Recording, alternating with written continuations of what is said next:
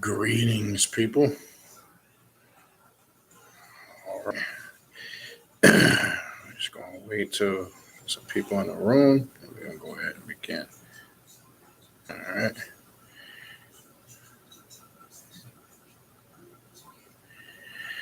All right.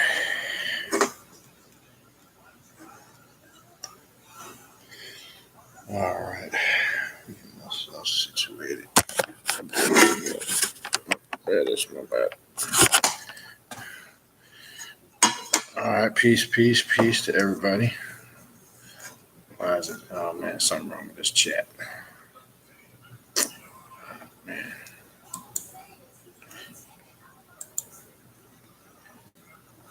Chat, so I can't see the, damn. Hold on a sec.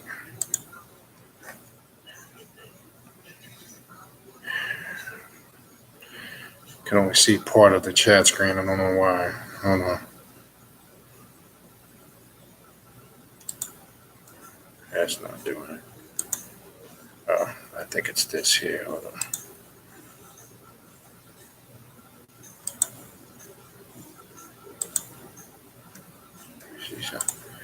All right, there we go.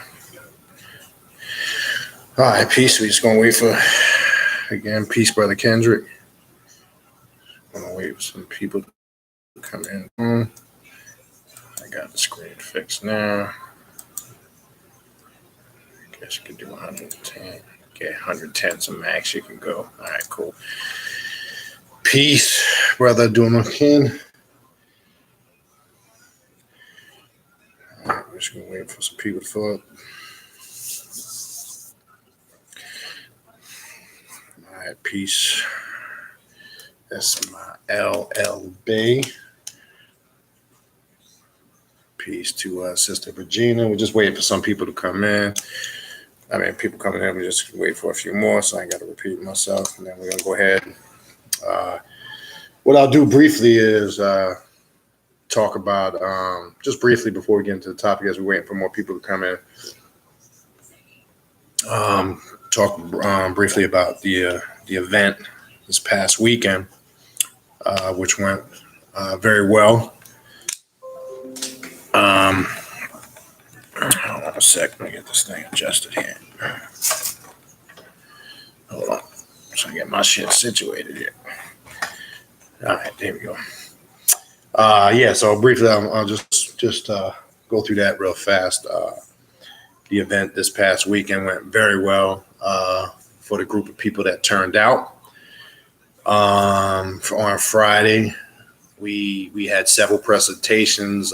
Luciferian Mindset was one. Sister Sonia did one. Females on the left-hand path, which was a very good presentation. Brother Mike, aka Set Athna, some of you brothers family might know him as Brother Set Athna. He did a presentation on the 7 Hermetic principles and how to apply them in your daily life. And he went through each one and kind of, tied them all in. And as you know, that's something I've always talked about and have stressed for people to really get a good foundation on understanding your subjective. So he went through it. It was a really good presentation that he also did. We did one which kind of got very in depth. We did a presentation on vampirism and sex magic. We went into depth in that.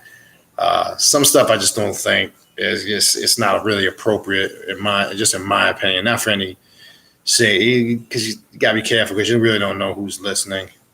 So certain topics are, I've gone into them, but some I won't really go into depth.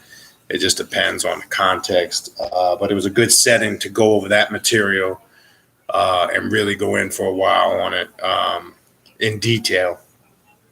We did the ritual Friday evening. I know I posted a little 5-minute clip after the ritual. So I don't know if some of y'all saw that.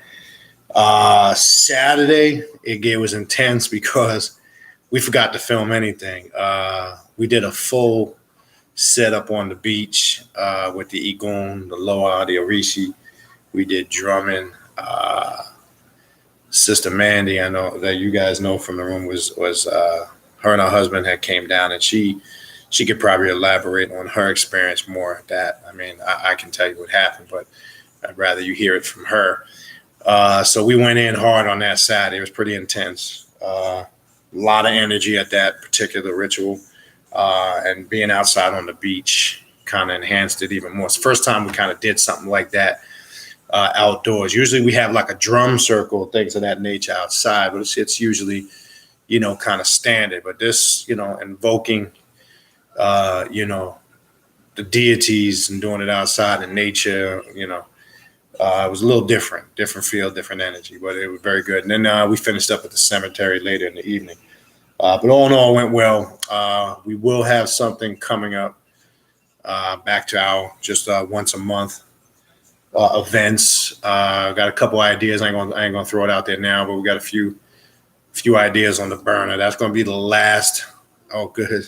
There's Sister Mandy. I was just talking about the events, and I was telling people some of the things that happened, but you could probably share more so, your experience. I'd rather, people hear their own people's own individual experiences rather than me explain it for them. I mean, she could probably explain better. I mean, I know what happened, but she can explain better what happened to her because she was the one experiencing it. So we will go back to our once a month again, start at the end of November. I think it's the 30th. Real quick, let me just double check that. I believe it's the week after Thanksgiving, that Friday. If I'm not mistaken, that's the 30th. Again, a couple ideas we have. Should have it put together by the end of the week. Let's see. Yes, that's November 30th.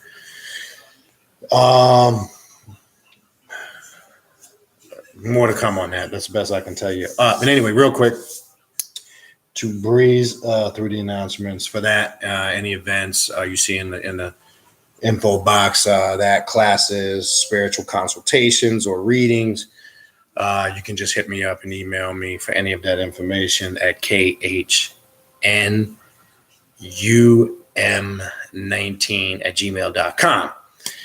All right. So what I kind of want to get into, and like I say,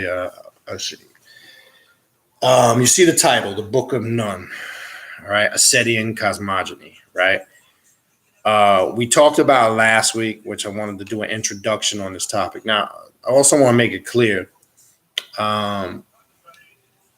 this topic it's not limited to just the aspect of quote unquote vampirism. I just want to make that clear. It's gonna touch and branch off into other areas. If you have the book, you understand what I'm talking about. It's not, so I don't want to just think it's just focusing on that particular aspect, even though a large portion of it is, no doubt. So again, I did suggest that people, because we'll be using this the next couple of weeks, I did suggest people get this book, The Asetian Bible, by Louis Marquez, Marquez. We mentioned last week you can get it on Barnes & Noble is the best spot to get this, as Brother Doomer Ken had suggested to me. It does come up on Amazon, but again, just to remind people, it's a ridiculous amount of price that they're charging on there. I don't know if there's just not a lot of copies circulating on Amazon or whatever it is, but that's usually what happens on Amazon. They'll jack the price up when there's a limited amount. And I think the last time I saw it on this shit, matter of fact, I'll tell you right now, I think it was like $70 just asking for a crazy fucking amount. I'll tell you right now, I'm gonna pull it up right now. Because somebody, even though we were telling people get it on Barnes & Noble, people still want to, not listen. It's coming up for right now, $61.89 is the cheapest. All right, $83.69 for whatever reason, and it's $25 on Barnes & Noble. So again, I noticed that Amazon will do that when there's a limited amount. They will just charge a ridiculous amount But that's the cheapest I see it. Now, I don't know if anybody else did their due diligence and did some deeper research. You can't find it for cheaper. So again, go to Barnes and Noble would be the best bet. Where that's where I got it, and I know some other people have gotten it off of their $25. All right, so the Book of Nun. Now, Nun, if you understand Nun, as you see in the title, if you understand, Nun represents the chaotic waters in the ancient Egyptian mysteries. This is all going to connect to this Asetian philosophy, to what we're calling vampirism. We talked about primordial energy, right? That's also linked into that primordial chaos, right? That when we say prime or primordial, we're talking about prime original, the essence, the origin, right? Even in the story, even in the symbolisms, there's hidden meanings in there that are going to have an integral part, that are going to unlock certain parts of your psyches as you go through these spiritual systems, right? The primordial chaos is even present in the story of the Book of Nun, right? It starts and explains, which we're going to go through some of it shortly. It explains how all things began in chaos, right? And what the story of the chaotic waters of Nun, which that represents, it's talking about what takes place inside the female after the male ejaculates, right? It's talking about as that one sperm cell is racing to the ovum, only one makes it. There's that chaotic race to make it. This is the essence or the origin. So they were trying to explain. We're going to go a little more in depth than that, but I'm just giving you the basics on the surface. So the symbolicism is there. The representation is there that all things have its origin in this primordial chaos. There's no systematical order of these things of how we might or think we know on the surface, right? When one takes that same principle and applies it, you hear us talking about dealing with the occult, dealing with black magic, the left-hand path, whatever terms you want to take for that.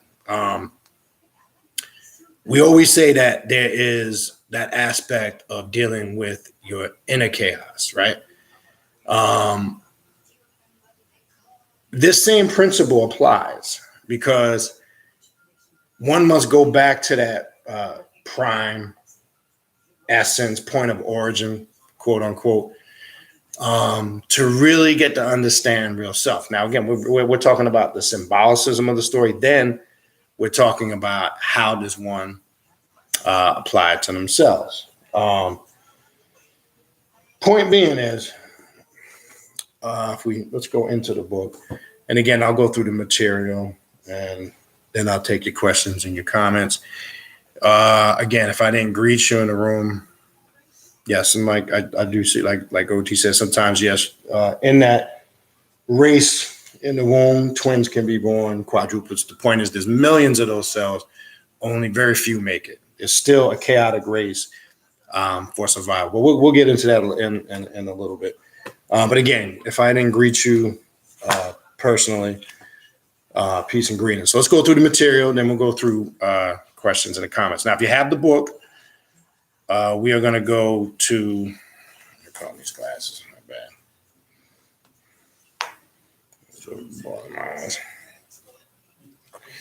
All right, we are going to go to, I believe, I should have marked this shit. All right, it's in the very beginning. I think it's chapter 1 or 2. Chapter 2. Let's go to page 37. All right.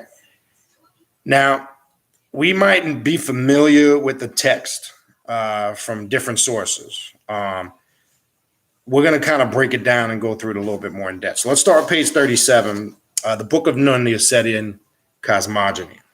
Cosmogony is the name used to describe any philosophical theory concerning the beginning of times. Now, I want to make it clear, when we say beginning, we're trying to connect with a point of origin. In essence, nothing really has a beginning and an end. We're going to get into a little bit with that. Okay. So when we say theory, remember it says philosophical theory. Remember, when we're dealing with things that are governed by person, place, and things that are three-dimensional, the mind has to sometimes, not for all people, the mind tends to sometimes have to have a focal point to concentrate on. You got to be careful, because this is why a lot of religious concepts don't make sense, especially when it deals with creation or origins of the universe, as it used the term here. It just doesn't line up, because it just doesn't, make basic sense. So this is coming when they use the term philosophical theory, something that the mind can gravitate towards to kind of have a starting point. But we're gonna expound more. All right. The word has its roots in the Greek cosmogonia, meaning the world to be born. You also hear the word cosmos, right? It's a term we hear in a lot of alchemy and metaphysical circles, a Greek word they'll use for the world or the universe, the cosmos, right? The text within the Book of Nun is part of the Asetian sacred theology and refers to its currently accepted cosmogony. Even though this text is mainly Kemetic in its nature, it does not reflect all the aspects and synchronism of the ancient Egyptian religion. That, besides its complexity, symbolic nature, and profound philosophical dogma, was a religion of the common people that was eventually changed over the millennia by man, resulting in the modernly accepted Egyptian mythology. Now, notice it used the modern Egyptian mythology. Let me stress this. A lot of the shit that we get mainstream, I'm talking about, you get a lot of the stuff from the last 46 dynasties of ancient Egypt, which was the intermixing of the Hyksos with the ancient Egyptians. A lot of Greek influenced philosophy. So we have to keep that in mind. We should always keep that in mind when we're studying Egypt. And as I said last week, when you hear the word itself, that's not the name of the land. That was never really the name of the people. We're still throwing around Greek terms when we use that word. Egyptos is a Greek word which means burnt. It just means this is where they get the term land of burnt faces. It was talking about the Hyksos that came in, and because the sun would burn their faces, they were called Egyptos, right? When you also get into the word that everybody loves to use, that quote unquote studies Egypt, Kemet. I study Kemetic studies or Kemetic philosophy. I've said for many years now, that's not the correct name of ancient Egypt either. What we're calling ancient Egypt today, I should say. And again, I'm using the term Egypt just for those that might be watching, period, can connect.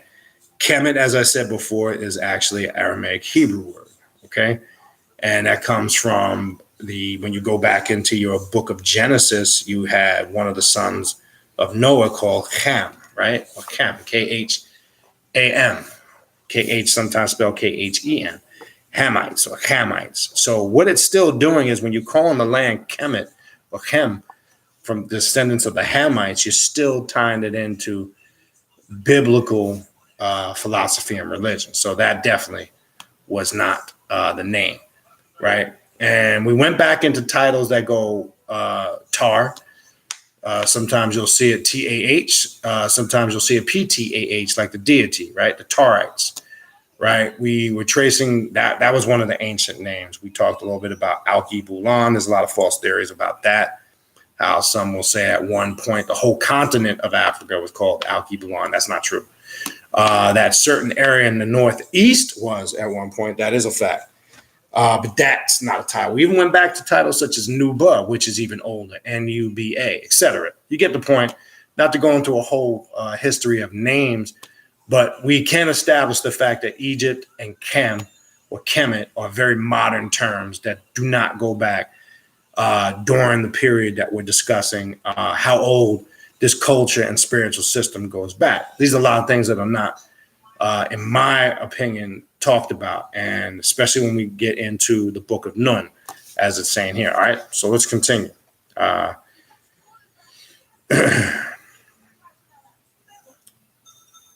right, so it says that this was eventually, the dogma was a religion of the common people that was eventually changed over the millennia by man, resulting in the modernly accepted Egyptian mythology that, although highly connected and intertwined with the Asetian tradition, does not preserve its purity and essence and content.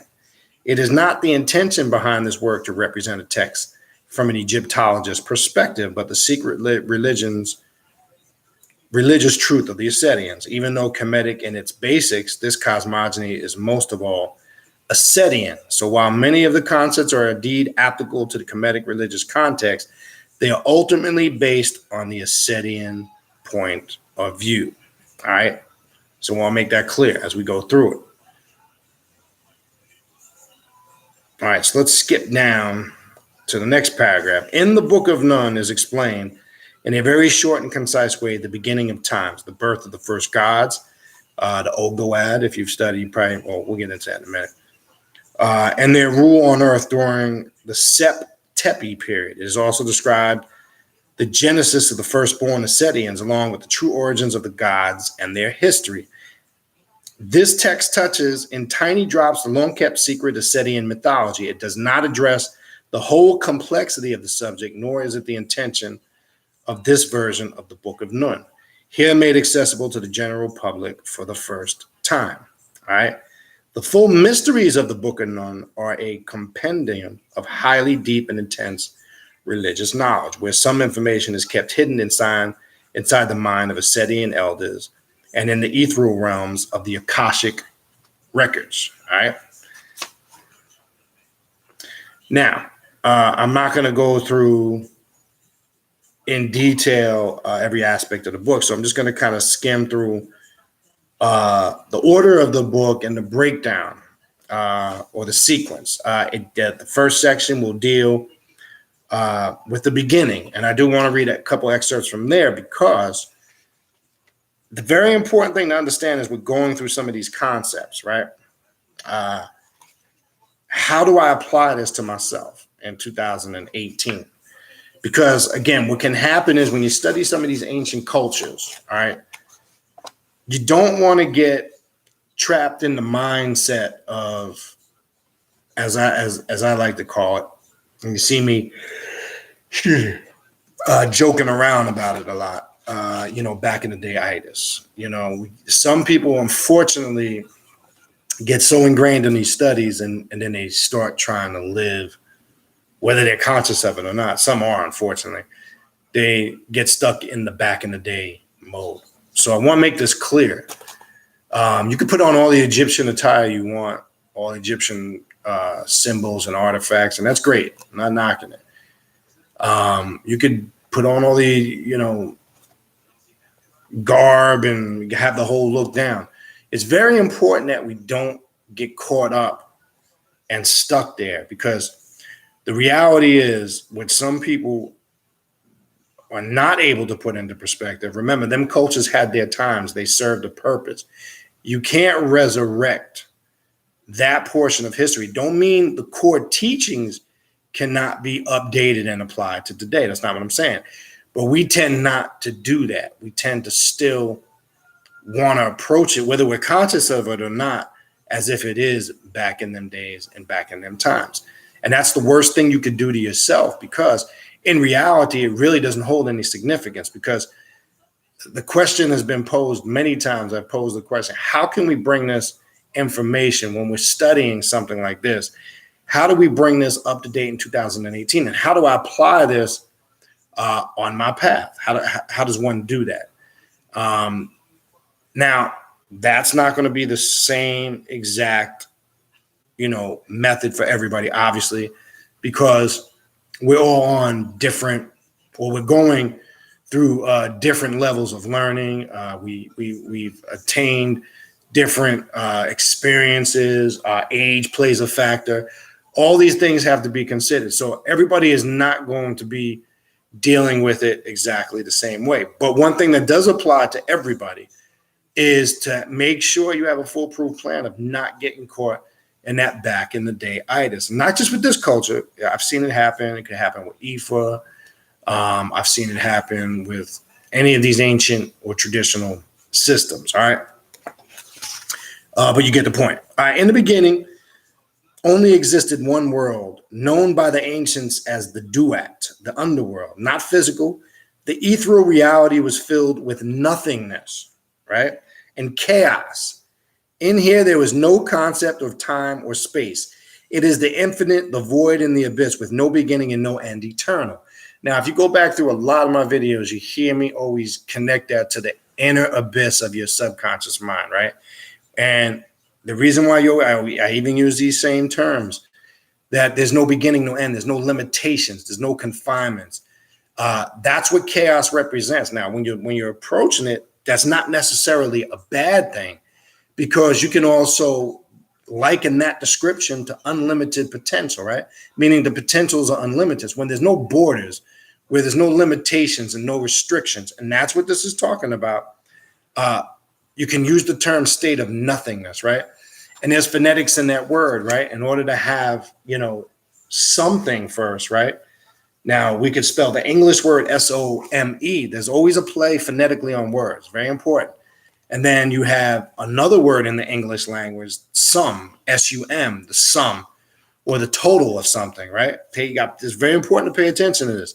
And as it said here, in order to have something or the sum of a thing, you must have nothing first. You must have that chaos, that inner abyss, no limitations, no boundaries, no definitive, pure chaos. That must be first before you start getting or dealing with the physical, the sum of a thing. Now, liken that to your subjective realm when you're working this path and the objective. Your subjective has no limitations. It has no boundaries. It creates, it destroys, right? It witnesses these things. It creates to destroy and destroys to create. One can't exist without the other. So the chaos and the order go side by side. The facilitator that is facilitating it is you. This can be applied on so many levels. Even though you're going to read the cosmogony of the Book of Nun and the story, and I'm focusing now on just the part of the Book of Nun dealing with the beginning. You need to, I'm trying to show you how you take that same concept and apply it to 2018. Well, when you are performing work, quote unquote, rituals, or you're trying to do things to bring about a change, this is kind of giving you or tipping you off or pushing you in the right direction. The place where the mind needs to be, because a lot of these things are constantly taking place within us, right?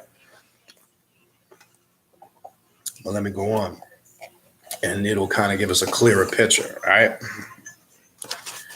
All right, so with no beginning and no end, eternal, right? First, there was Nun, the abyssal waters of chaos, unformed and unaware. Nun is the nothing that resides in the duat, from where everything emerges. It is the never-ending cycle of the Ouroboros. Now, if you're familiar with the Ouroboros, when we say cycle, right? The Ouroboros is that symbol of the serpent with the tail in its mouth, right? We see this occult symbol in ancient Egypt. You might see it in adopted by different spiritual systems. That's what it means when it says no beginning, no end. Okay. That's what, when you see the serpent with his tail in his mouth, or an individual that draws the circle, there's the signs of the circle and the square, right? And the circle residing within the square, right? Now, a lot of this is metaphysical. When it says that quote unquote, a Mason is on their square, right? What its meaning is, with the circle inside the square, or the Ouroboros, what it's basically referring to is, when I said earlier, well, just a minute or two ago, you create and you destroy. The person that started to draw the circle is the only one that knows where it begins and where it ends. This is a continual cycle because it's never ending. You understand? It also reflects in this day and time how we're constantly going through cycles or changes, right? If you're on a path, if you're studying, you understand, you should be able to reflect back and look on your spiritual growth and see a wide range of growth and changes, okay? If you look back and you can't see And again, and obviously that's going to depend on how many years you're looking back. If you don't see the cycles and the changes, right, then something is wrong. You will die many deaths. Now, let me explain that mentally and spiritually, meaning the Ouroboros, right, the constant cycle of change. What this is also trying to connect and refer you to, remember, when you have completely gotten at something, you've gotten out of a certain spiritual system, all you can get, it's lived its course as far as you connect to it. It's kind of burned itself out, right? And then you evolve and move on into something else. This is a constant, right? This is a constant that always takes place in us, especially for an individual that is on the path studying and actually getting results and growing. You will find there's going to be many growth changes and periods like this. Now, again, if you can't really reflect on that, then you might want to check what it is you're doing and how productive it really is, or I should say is not. All right. All right. So the cycle of the Ouroboros, forever biting its tail, eternal death and rebirth. So there's always, again, death or destruction and creation, regeneration and renewal. Remember the term Keper, right? And it means, I've come into the realization of who and what I really am, right? And then when you have, or you've obtained that state of Keper, you're constantly trying to what? Remanifest certain things in your life, trying to bring about change that's productive for you on all levels, spiritually, mentally, emotionally, physically, and of course, financially. I've always said before, the purpose of this path and the work that we do is to bring about that change on all those levels. That's why you should be on this path. That's why you should be studying. That should be your main goal. This path gives you the tools to obtain that power, that knowledge, and that wisdom to be that God or goddess that you were destined to be. Not just talk about it, not just read about it, not just stand in a circle with a group of people and sound heavy to say, I'm a god or I'm a goddess. It sounds nice, but again, are you a living example of that? I can't speak for nobody and nobody can speak for me, but I can speak for myself, just like everybody listening can speak for themselves. And if you did an honest assessment, you would have to either give a simple yes or no. You understand? So this is important. Destruction and creation go hand in hand. If you look at the last clip that I put up, right, and we always have on the altar at the rituals a symbol of the Grim Reaper, with is the destroyer of worlds. You see it on a lot of the videos. It's always there to remind us, because in every ritual we do, we are bringing about change within ourselves. We're destroying something that is keeping us back from growing, reaching our potential. And in that destruction, there's regeneration and renewal. The snake or the serpent, even when they say the Ouroboros with the tail in its mouth, right? Even when you go into the coming forth by day, it always talks about a pep. I believe it's scroll 7. Well, it's all scattered throughout. It talks, again, it mentions symbolically how every night the snake sheds its skin only to be reborn, regenerated the next day with a new snake skin or coat of skin. There's a lot of symbolicism. That's us. That should be your approach. You should constantly be seeking regeneration and renewal. But that regeneration and renewal can't take place without some form of destruction, right? So we got to, how we approach it. See, everybody screams they want change, right? But nobody wants to go through some of the hardships that come with change. People want change, but they don't want to deal with the shit that comes along with it. Just like, for an example, and I'm not going to get too political, you got tremendous change going on in this country right now. This shit is being torn down. You look at the bigger picture. Now, it's affecting those mentally who have not prepared for it. And I made it clear when this individual Trump took office, you were going to see some shit you never saw before. And I'm saying this, if you go back to videos I did before he even won, I made it crystal clear. He's not playing. He's breaking shit down. Immigration laws, you don't have to agree with it. And I'm not saying this because I support. I want to make that clear. I'm saying if we've been screaming that this shit needs to be tore down and done over the right way, well, guess what? You're getting that right now. It's happening right now in front of your eyes. So don't look at the negatives to it. It's right in front of you, right? Again, it reminds me of that movie with Steven Seagal. I think it was Out for Justice. The dude that played the Jamaican witch doctor in there. And man, he said he used a term that always resonated with me when I saw that movie years ago. He used it, I think it came out in 86, 87. He said, hey, everybody wants to go to heaven, but nobody wants to die. Understand? That's the reality. Everybody wants change, right? Everybody's been screaming for change in this country and on this planet. Well, it's happening. The vessel that's supposed to bring the change is here. Now, you have the moment to seize it. What are you going to do? Apply that on your path. When you come on this path from where you previously came, you should be coming on this path because you're seeking change, renewal, growth. But I've made it clear. And again, I could be here all night. I can't even count in the last 10 years, let alone 15, 20 plus, how many people I've seen come and go. And it's always the ones that come in and they're going hard. They're hard. They're going in hard. They hardcore left-hand path, black magic. Everything is black. Them the ones I always keep my eyes on more because they never last. I can't even count on my hands, fingers, and toes, and probably everybody in this room watching this video right now is hands, fingers, and toes of how many people I've seen come and go. Because the change, as I mentioned before, and this is what the book of Nun really represents. I'm gonna go back to it. I haven't forgotten. Not all of that change and growth is pleasurable. It's painful. What do I mean by that? In that change and growth, your social circle drastically changes. You might start shedding a lot of people that were close friends. You might, have to give up a relationship that you feel is not pertinent. Family members tend to be your biggest test when you have an awakening or you come on this path. They usually are your biggest challenge and your biggest test.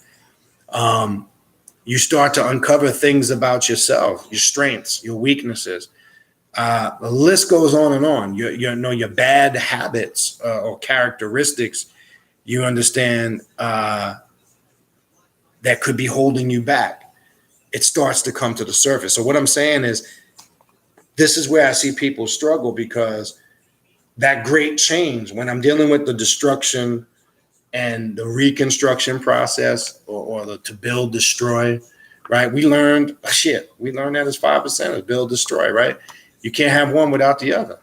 This is a reality, but the change is not always pleasant.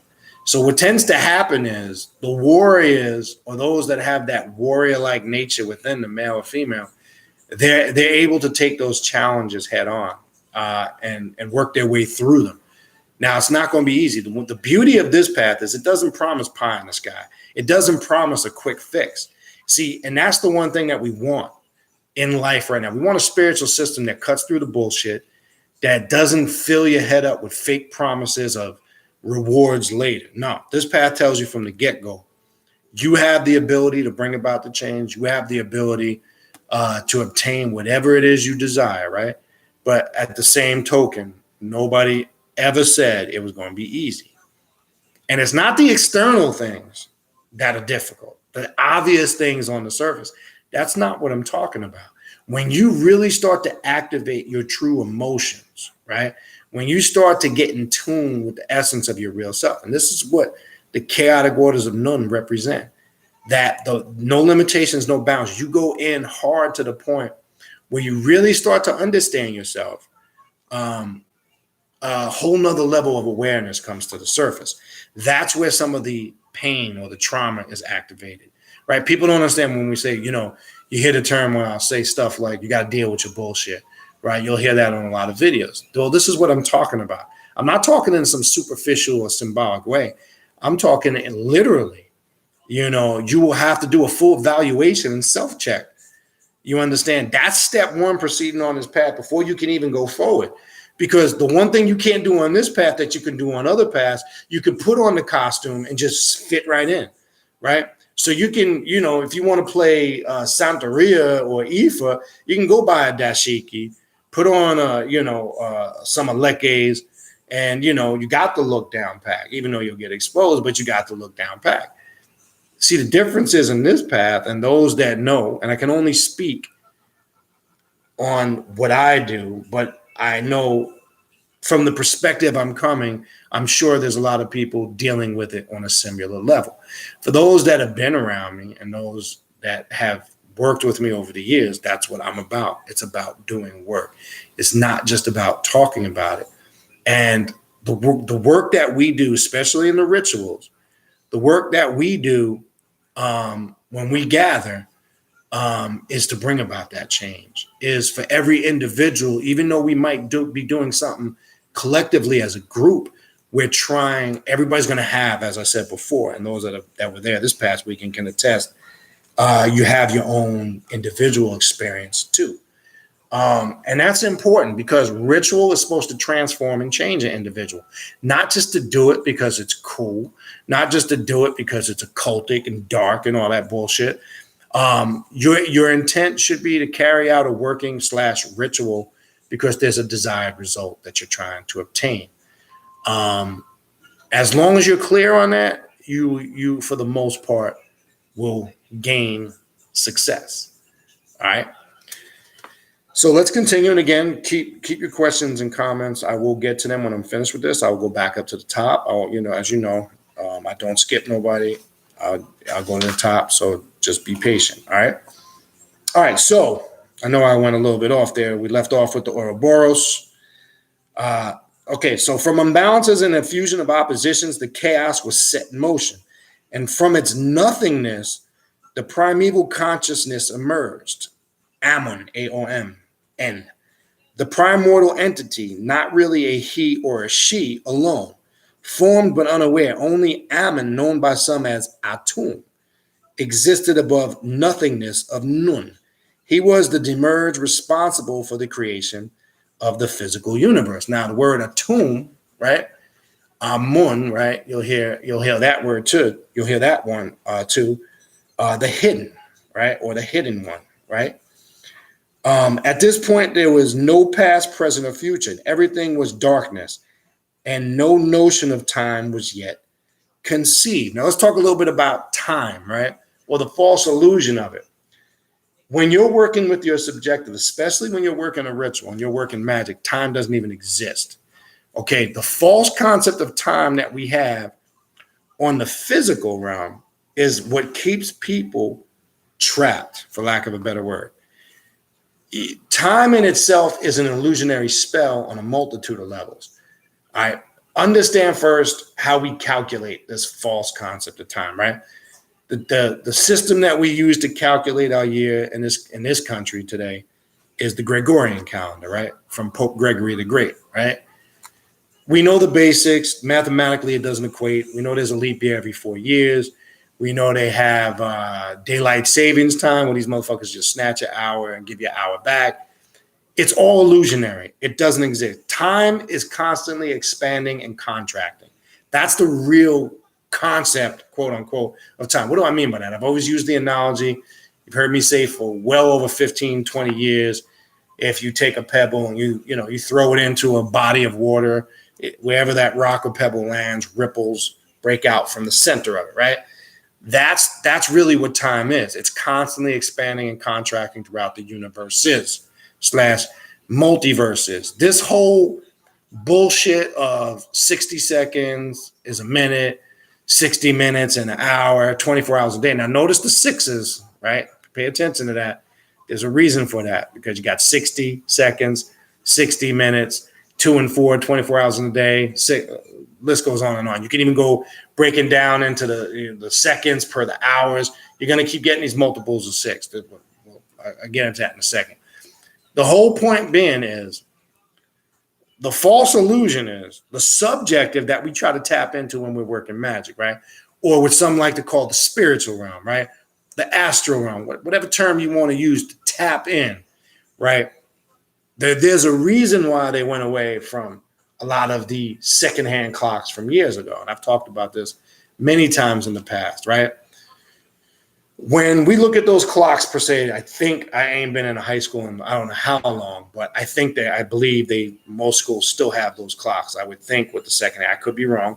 I might be telling you my fucking age now, but anyway, you have that second hand, right? Listen to the trick in the word, second hand, right?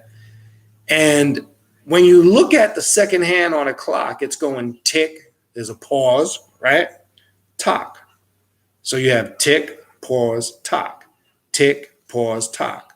Tick, pause, tock. Nobody's calculating the time in between the tick and the tock. So there's a gap. There's a space. In a lot of spiritual circles, they will say that's where the demons or daemons, spirits, whatever you want, the ethereal realm and other circles, that's that gap or that point where they vibrate and exist on, which there is truth to that. But the point is nobody's calculating the space between the tick and the tock. So, and they call what? 60 seconds, not firsts, but seconds equal a minute. Really, in essence, there's 120 seconds in a minute, because when you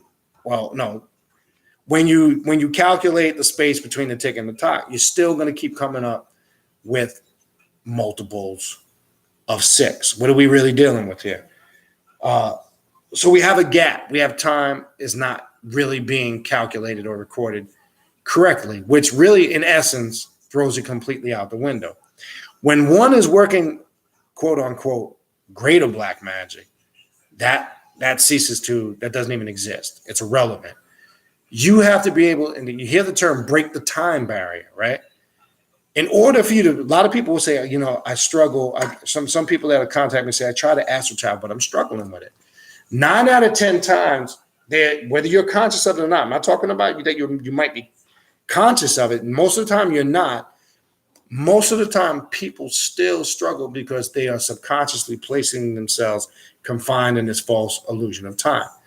One has to raise up their vibrational frequency, right, to make themselves less dense. That's how you break the time barrier. How does that happen? That comes by disciplining yourself, one, through meditation, right? When one can clear the mind and meditate to a certain point where they're not confounded by person, place, or thing anymore, right? They're not conscious of the physical self. There's still, and I'm trying to describe it the best way I can in basic, simple English terms.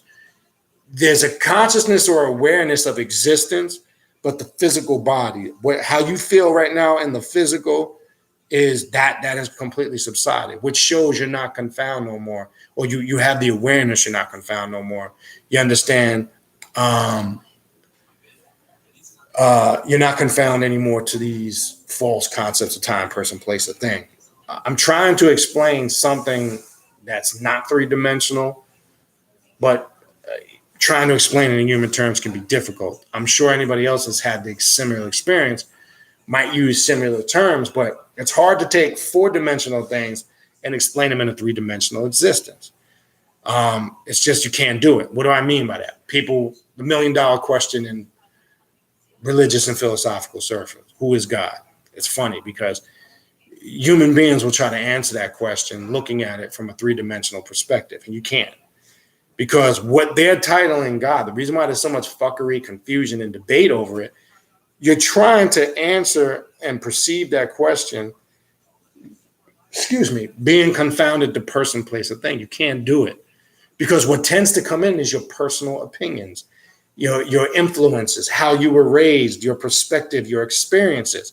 Because if we gathered a room of people with 15, 20, 25 people from all different backgrounds, different spiritual systems, different walks of life, and we went around a room and we said, who and what is God or the creator? We would get probably many different answers to that question. Different, very different. And that's because we're answering it based on being confounded person, place, or thing. Now, having said that, if one disciplines themselves on a regular basis to tap into the spiritual astral realm and have their own personal experience out of person, place, or thing, that answer entirely changes completely. You will start to see that the false concepts that they pushed upon us of this invisible, spooky, all-knowing, all-superior ruling God is a fairy tale and a myth. And what you thought was God was the furthest thing from what they told or taught us from the very, again, as I said last week, from the moment we emerged from our mother's womb, we were indoctrinated. That indoctrination does not disappear in a short period of time. I don't care if you've been, quote unquote, conscious or woke for many years, right? You still have a lot of that. A lot of that still impacts you subconsciously and consciously. It's very important. So going into that inner abyss, as it said here, into that chaos, is addressing and tapping into every aspect of yourself. And you will be surprised on a multitude of levels, surprised of a lot of hidden things you weren't aware of that are very beneficial, but you will also be surprised a lot of hidden things you will uncover that you didn't realize that might be fucking you up or holding you back. So you can call it dealing with your shadow self. Someone used that term. Yes, very similar. That is a term you'll see in a lot of spiritual systems, because the shadow self represents on certain levels the real you. Right? Because there is who, again, you hear me say this all the time. There is who you think you are, right? There is who you want people to see you as, right? And most people spend most of their lives trying so hard to get those two aspects across, who they think they are and who they want people to see them as. But guess what the reality is? The only one that matters is the third one, who you really are. And when you work on this path, the reality is who you really are is going to come to the surface. Now, are you ready to understand and deal with all those things that come with it, the good and the bad? Because not everything is good about you. Stop fooling yourself as if you ain't got no fucking problems. Like you ain't got no emotional issues. When I say mental and emotional, that doesn't mean you're crazy and not in the right frame of mind. We all go through periods of emotional issues and mental issues and difficulty, in addition to the great things we pat ourselves on the back about ourselves, the great gifts and talents we have. And that's a beautiful thing, don't get me wrong. But that's not where the work on this path is challenging. It's great to dwell and pat yourself on your back about your strengths. But can you be real with yourself and say, I lack in this area? I need to get my exercise game up, or I have a bad temper that I need to work on. What am I doing? Maybe I am not a good provider for my family. I need to fix that shit. Maybe I am not the best mother or father. I thought I was mother of the year, but maybe not. Or maybe I thought everything that I was doing or the way I approached handling things, I thought it was the correct way, my way or the highway. No. I mean, it could even go worse than that, right? Some of us have dealt with traumas. I bring up the issue of being abused, right? Could be sexually abused as a child. That's not an easy thing to shake off in the sense of addressing and dealing with. Some people deal with it on a multitude of levels. They go into a shell. They don't want to talk about it. They just sweep it under the rug, or they go hard or dramatic in some spiritual system to mask and cover it. And I find a lot of people that got issues usually hide in some spiritual system, and they think it's going to just disappear or go away. Remember, with that strong resistance comes persistence. You could suppress it or dumb it down, but when you're dealing with emotional issues, traumas, and baggages that you've just pushed to the back of your subconscious mind, all you're doing is creating a stronger persistence with that resistance. And I hate to say it, and like I say, people that know me, I ain't going to sugarcoat anything that I teach. I've seen that implode and explode on people and destroy them. I've seen them destroy it on a multitude of levels. Not just the fact of scaring them and going back to doing what they used to do. It could open the doors to a lot of mental illnesses, depression, etc. I don't want to go too hard into that right now. But the point I'm trying to drive home is you must deal with the real self. You have to. And I'm not just saying that because it sounds heavy to say. I'm saying it because it's a fucking reality. Okay? And everybody's shit is different. And understand, you're unique in the sense that even though we're all trying to obtain or get to the same path or point, get to the same point, I should say, but we're taking different paths because everybody's journey is unique. Don't let anybody tell you, or don't let anybody dictate to you the path and the journey you're supposed to take, because a dictated path does not work for everybody because it doesn't address their needs. Everybody that's on this path has certain needs, and those needs vary from individual to individual. So one set system doesn't work. Do you understand? So nobody can say, here, if you just do this, this is going to fix everything. See, that's what religion teaches you, right? Religion teaches you follow all these rules and regulations, and it's going to work out for you in the end. Well, that's the furthest thing from the truth, and that's the furthest thing we do on this path. When we say it's a path of self-mastery, laying out your own spiritual path, we say that in a sense, you need to create a path that's conducive and that works for you. Now, you might have a path. Is that going to work right? And no, it may not work for me because my needs might be different. We all have different needs. There might be some similarity in those needs, but they're not going to all be identical. So who better knows what you need than you? Think about it. You really know, because how many of us have been faking the funk for years, hiding in these groups and organizations and spiritual systems, but knowing that there was a lot of bullshit that we weren't being real with about ourselves. But we thought by going into this, we were going to escape it, right? Only you know how fucked up you are in certain areas and how great and productive you are in other areas. So who better than you, being the god or the goddess and the controller and the sole governor of your path of spirituality? You can you know what you should and should not be doing. See, the other problem is we got to start trusting in ourselves. What do I mean by that? We use the word intuition, your inner voice.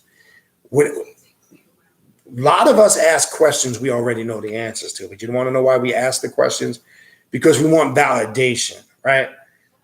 I always can tell when a person's asking a question when they already know the answer, or they're asking the question because they want to hear the similar answer that they have in their mind. So it kind of gives them a self-validation.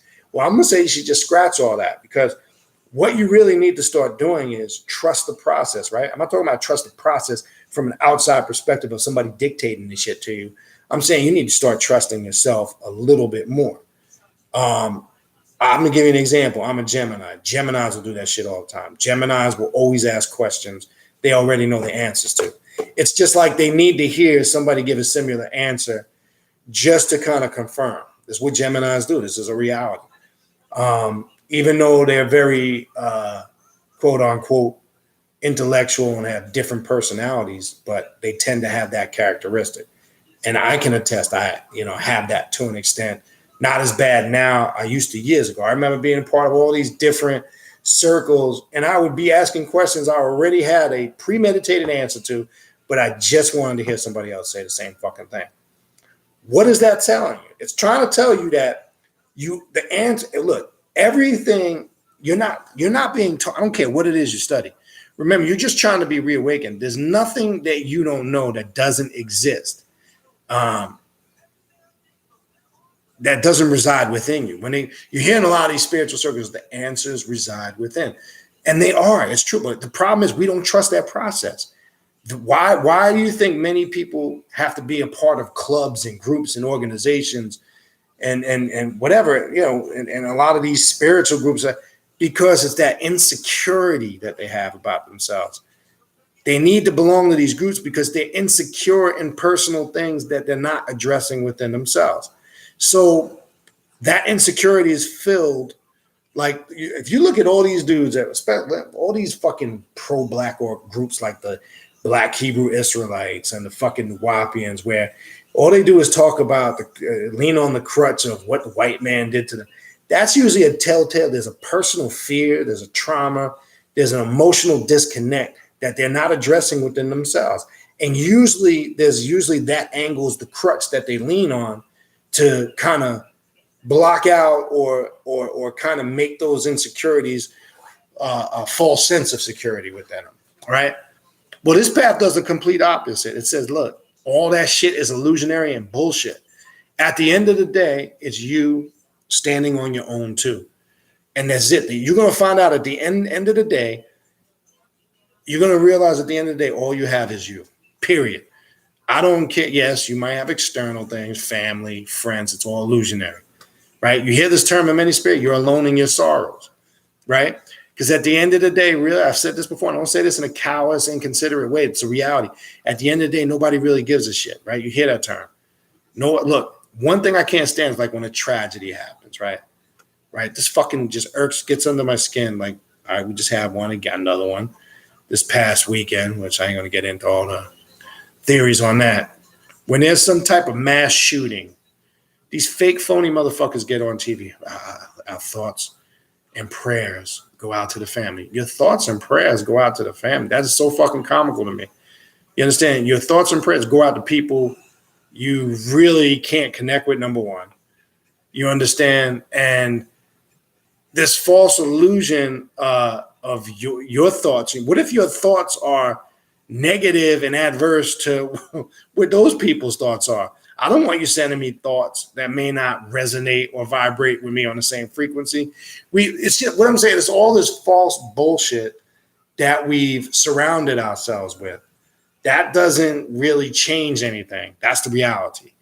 So we have to put all that into perspective. Anyway, before I get sidetracked, I know I'm going on. I want to get through this one part here. All right, everything was darkness, and no notion of time was yet conceived alone. Ammon set motion for the first time, and creation was made. Splitting into the masculine and feminine principles emerged, the yin and yang of the universal essence. The male energy was practical and mind-centered, and became known as Shu, the god of space. So now you're going to get it when you're dealing with Shu, Tefnut, Geb, Ra, you're going to get the symbolicism, just like if you're studying Ifa, you're going to see each Orishi, each Natiru connects to a certain aspect of creation. So now we're talking about Shu, Nut. We're going to get into them and what they symbolize and represent. Shu, the god of space, the female energy was emotional and passionate and became known as Tefnut, right? Goddess of moisture. With these two poles of divine manifestation, Ammon created the physical world as an inner shell inside the duat. The universe was a conceptual matrix that obeyed to physical rules, unlike the ethereal infinity of the duat. Shu filled this whole new world with his essence, and Tefnut inhibited little spaces pulsing within it. Here's a short excerpt from the Book of the Dead. Hail Atum, who made the sky, who created that which exists, Lord of all that is, who gave birth to the gods. At this point, from the unstable energies of Ammon, new forms started to emerge and gain life. The three major principles of the physical world: Ma'at, goddess of order and balance; Khepri, god of transformation and rebirth; and Apophis, right, or Pep, daemon of chaos and destruction. These three concepts set in motion the whole universe, and everything matter was being created and life was being seen. I'm going to stop for a second because look at this. Okay? Look at this. Let me repeat. The three major principles of the physical world: Ma'at, which I don't like to say balancement, harmony, goddess of order and balance; Khepri, right? I just talked about this, remanifestation, god of transformation and rebirth, right? And Apophis, demon of chaos and destruction. Well, guess what? That is the reverse order, because first comes the daemon of chaos and destruction, correct? Then comes, it's all misconstrued. Then out of that chaos and destruction, right, one has to transform and change to bring about the correct harmony within themselves. You just got three core principles. Now, what I'm trying to do here with this book of Nun is I'm trying to take that and how do you apply it to yourself and your daily work on an everyday basis? Well, you're constantly dealing with chaos and destruction. Remember, the spirit of a pep comes to you from the midnight hours till dawn. The same reason why in the stories of Ra trying to keep a pep at bay, you read in the text, always happened from the midnight hour to dawn, right? Well, a pep comes to you at your weakest points. And the reason why a pep attacks at that point, as I said before, I used the symbology. How does that apply in this day and time in 2018? Well, when you're laying up in your bed late at night and you say, I can't sleep, right? We all go through these periods. I can't, for some reason, I just couldn't sleep last night. I can tell you why you couldn't sleep. Real simple answer. That energy of pep started to take over your subconscious. Because when you say I couldn't sleep and I don't know why, there's some things you're worrying about subconsciously that you're not conscious of. What am I talking about? Could be money problems, family problems, marital problems, relationship problems, job problems, business problems, right? And sometimes you are conscious of it. You say, I couldn't sleep last night because I was worried about this. It could also be health problems. It could be health of another. A pep will come during them hours because in them chaotic hours of darkness and stillness, right, there's a reason for it, okay? There's a very, very, very pertinent reason for it. When that chaos comes, are you able in here to make order out of it? So this process is constantly happening, and a pep will always come during them hours more than any other hours. In here, right? Set rises up, or the aspect of ourselves of the isolated consciousness. When we say the gift of Set, right? We say the isolated consciousness and the way of thinking, or the mindset, right? We use that word all the time, the mindset, or as I like to say, the mind of Set kicks in. We start to become a free thinker, isolated from all the bullshit, the conformity, and being told what we can and cannot do. Well, in your mind, how many of us have now on this path, and I find myself doing this a lot, find ourselves might be not being able to sleep, and certain thoughts arise in them wee hours of the night. But then that inner power of Set starts to come to the surface, and you say, fuck that. Now you start mapping out in your mind solutions to the problem. Rather than let the problem overcome you and be consumed by the chaos, you are now making order of the chaos. How many of us have done that? And I've devised a plan in them wee hours in the morning while I was laying in the bed and couldn't sleep for a certain issue or concern that I might have had. And whether you're aware of it or not, at that moment, you were working magic. Remember, as I said before, a real magician knows how to work magic. He or she knows how to work magic on all levels, constantly, all the time. Not just in the chamber room, the ritual room, in the sacred temple, but they know how to work that constantly when need be. Sometimes when you're laying in the bed at the wee hours of the night and you're troubled about something, that's one of the most critical times you need to tap into your magical powers and come up with a resolution or a solution. That is the most powerful magic. And this is what I'm talking about. That is probably more powerful, in my opinion, than sometimes going into the chamber room. Because when you have to spot on work, tap into your magical powers and strength to deal with a pep. Because remember, it's not a matter of if a pep is coming. A pep is coming. It's not a matter of if, it's just a matter of when. We know that when we deal with the Ouroboros, right? There's a science in that too, in dealing with a pep. We know once we destroy that chaos and destruction, there is more pep on the horizon, right? Heru rising, right? We say horizon, right? What did that really represent, right? When you look at the walking, right? We're talking about cosmogony, right? We're talking about creation. Yes, you hear people talk about this all the time, but they don't put this in its right perspective. And what do I mean?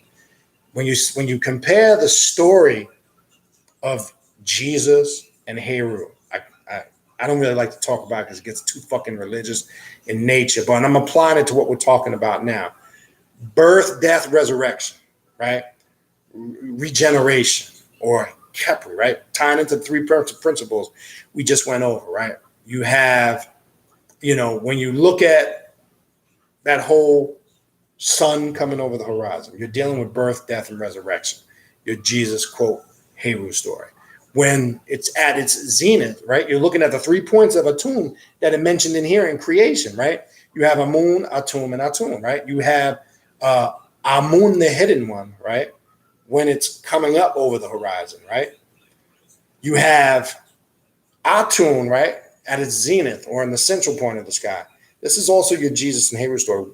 Birth, walking on water, walking across the water, death, resurrection, right? Because at the zenith point, the sun's reflection, if you ever to be, you could see it wholeheartedly, right, on the water, right? And we've all seen this. We've all witnessed this, I'm sure. And then you have the point of, there's a point they don't talk about.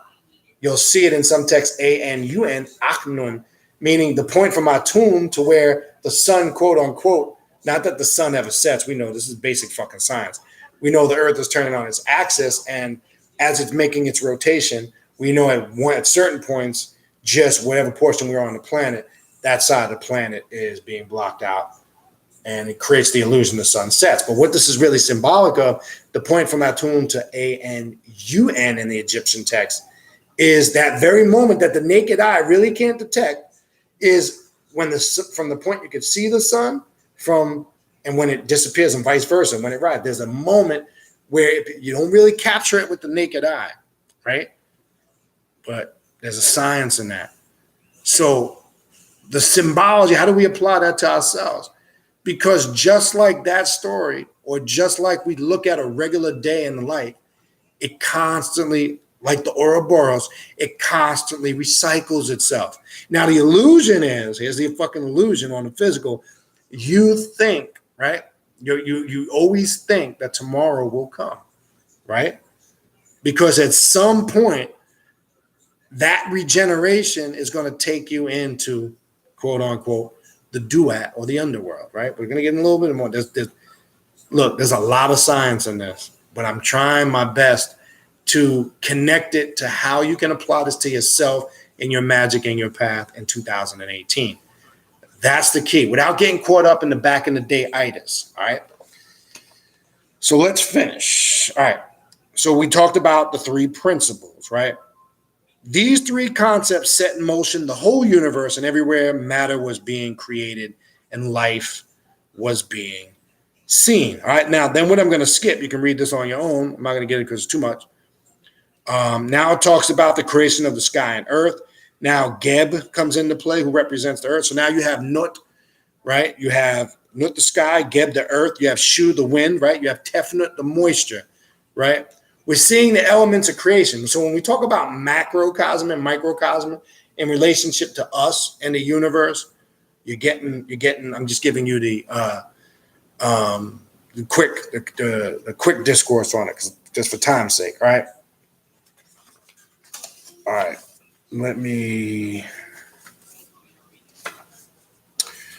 there's a few more pages here. I'm just trying to see how I can shorten this without having to go through time. All right. So creation of the sky and the earth. I'm not going to really read through this. The four rulers of Egypt, right? That's where now you start to deal with, well, let me read this section here. It's short. In this creational Big Bang, nothingness was moving, chaos was spreading, and life was starting to flourish. As cells multiplied and life expanded in the body of Geb, the earth, he and Nut soon had united both of their essences and created the four divine forces that would rule this earth. Such a special and beautiful place in the magnitude of the whole physical universe of Shu and Tefnut. And so for the four magnum deities came to existence, the inheritors of divine power of the old gods, the essences of infinity and immortality, the foundations of past, present, and future. Their names were hidden from mankind, but they became later known as Aset or Isis, Usir or Osiris, Nephthys, and Set. For the ancients, Isis' sacred name was Aset. Soon the four gods fell in love with the splendor of the earth and decided to make it their own home. They chose a sacred land in the shores of the Great Libyan called the Kemet, meaning black land, later to be known as Egypt. All right. Then it gets into Septepti. But again, you can do this reading on your own, just for time's sake, so I can go to take some of the questions. And the last section, the birth of the Asetians, right? This is important. All right.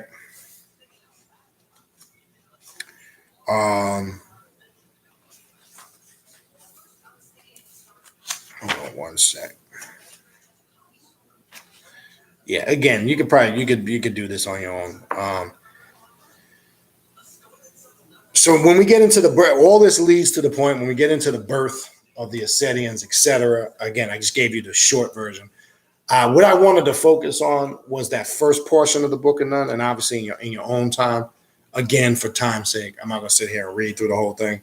One, that would be boring, and two, would be too time consuming. I think you get the gist of or the general idea. I mean, granted, there's a lot more to it. But I think you get the basic idea. When we're dealing with Nun, or we're dealing with primordial chaos, right? Remember, when you hear the word primordial, prime, original, we're trying to tap into, even though that's talking about the creational aspect of it, or the point of origin or essence, as it said in the very beginning, that's also what you're trying to do with yourself on this path, because you connect to that. So when we say take it back to the essence and the origin, that takes on a whole bunch of different meanings. All right. All right. So what I'm going to do now,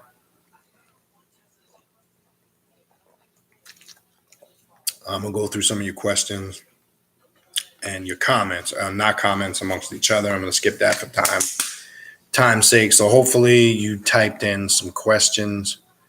I would hope this should generate some, I'm sure this topic should generate, spark definitely some questions. Now, all right. All right. Greetings. If I didn't greet you, I'm going to skip the greeting part for time's sake.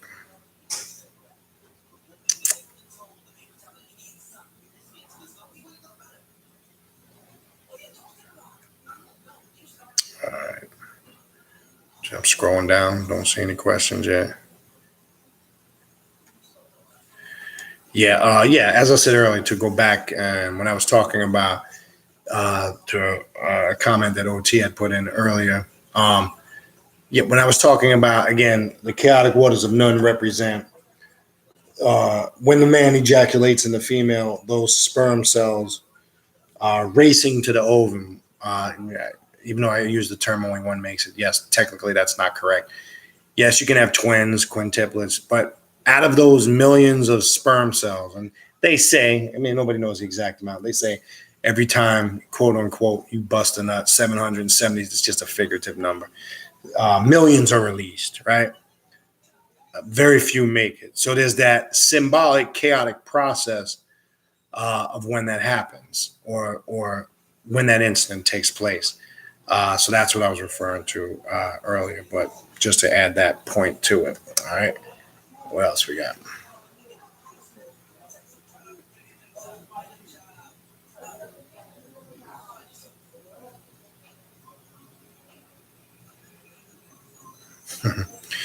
Mandy typing, yeah. And again, that was to when I was talking about briefly in the beginning earlier, the event over the weekend. That's what she was referring to.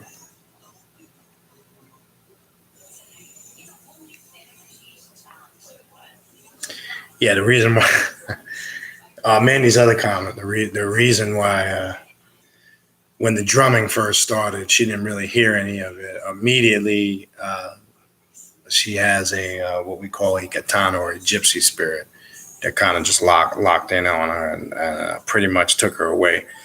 Well, when I say took her away in the spirit, and she kind of just was locked into that. So, and that can happen, especially at a ritual like that. And this is why I tell people, even people that do work with me / consultations, when stuff like that comes up in the consultations of a certain spirit they might be working with, especially when you're dealing with Congo spirits, or certain archetypes that might be connected to you, or spiritual guides or spirit guides, quote unquote.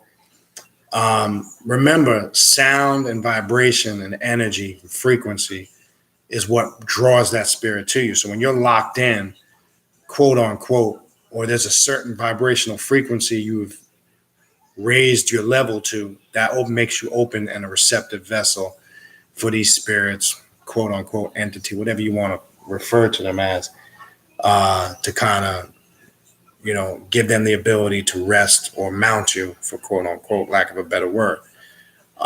Remember the drums, especially in a ritual like that we did this last Saturday, certain rhythms and patterns are played for a certain reason, because it draws those spirits and energy. Certain things are done prior. If you've ever been at one of these things, not just the ones that we do here, I'm just speaking in general. Like for an example, what we did, just give you a brief example, because I want to make sure people understand. It doesn't just sound like kind of not fully out there. we always, obviously, when we do a ritual like that, we always invoke Papa Legba first. At that particular ritual, we draw his veve. In this case, since we did it on the beach in the sand, which was something that, a little different for me, obviously we had the maraca, and, we ask him to open the gates, because when we're working with those type of energies, nothing can be done without propitating the old man first, as I like to call him. I like to call him the old man, and I say that with all due respect. Without letting or asking the old man to open the gates, nothing happens. I don't give a fuck what you're doing in that path. I don't give a shit what anybody says. Once you get the blessing and I say the permission, or prepare the psyche for a certain way, as we do, the gates will pretty much open. And wasn't just Sister Mandy. I know Sister Sonia has, Madre de Agua, which is an aspect of Yemaya, had her experience. Sister Mai Vey, I know she had hers, which I need to talk to her about that. I didn't get a chance. Brother Jack. Long story short, things tend to happen where now that we've done the ritualistic steps to prepare the path and the road for these spirits to come through the gate, right? We've done our due diligence to open that gate and be receptive of those spirits and energy. The drums, so there's a lot of things done before the consecration of the drums. There's implements used, be it tobacco, incense, rum. Certain things are done. I'm trying to keep this brief. All those things, quote unquote, are done for a reason, because we're taking the elementals that are used to prepare and open the gates for those spirits to come through, and also to prepare the individuals to go through. One thing that was unique, and I got the chance for it was funny. Well, not funny, because nothing's a coincidence. I had a chance finally, even though I've talked with him briefly on the phone. Mandy's husband, David, is one of the coolest dudes you ever meet, down to earth. Pretty much reminds me of dudes I grew up with. So it was easy for me to vibe with him. He's that type of cat. And it was the day before the event, we did a spiritual consultation, and turns out that something that I've been working with, he works with an aspect of it, Papa Candelo, right? So something told me to bring Papa Candelo out to the beach, and that's a fiery Congo spirit. So we had an aspect or an element of that out there. So we were working with the water. All right, we were dealing with the water. We were dealing with the petrol. We were dealing with the radas. It was a unique combination, and what that usually makes way for. And obviously, Papa Legba's aspect. Remember, Papa Legba is a Rada Loha, right? Kaufu is Petrol, which is his quote unquote alter ego. Some say twin brother, which we dealt with a little bit of that at the cemetery. That's a whole nother story. But point being is, when certain things are done, it's back to what I was saying in a very early portion of this video. Rituals are done for a reason. They're not just done randomly. They're done because there's desired result and outcome.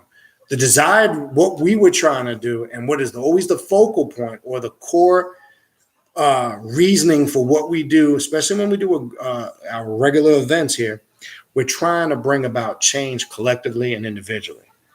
And those that have come understand that when they come, right? Yes, we all do our personal work, and that is probably the most, or is, I shouldn't say probably, is the most important work you will do, because it's personal. A group setting, because of the various different energies that you're tapping into, is a whole, it's a different feeling, it's a different perspective. I've always suggested people get a dose of both when they can. There is no set requirement, just get it so you can compare the two. But the intent never changes, whether it's collectively or individually. The result is there's an initiative we're trying to attain, and that's to bring about change. Change for spiritual growth, change for the better. That's the whole point. Not just to do it to be randomly do it, because if you're setting out to do something and you don't really know why you're doing it, or you're just doing it, it's pointless. But anyway, that was to her comment. All right. What else we got here?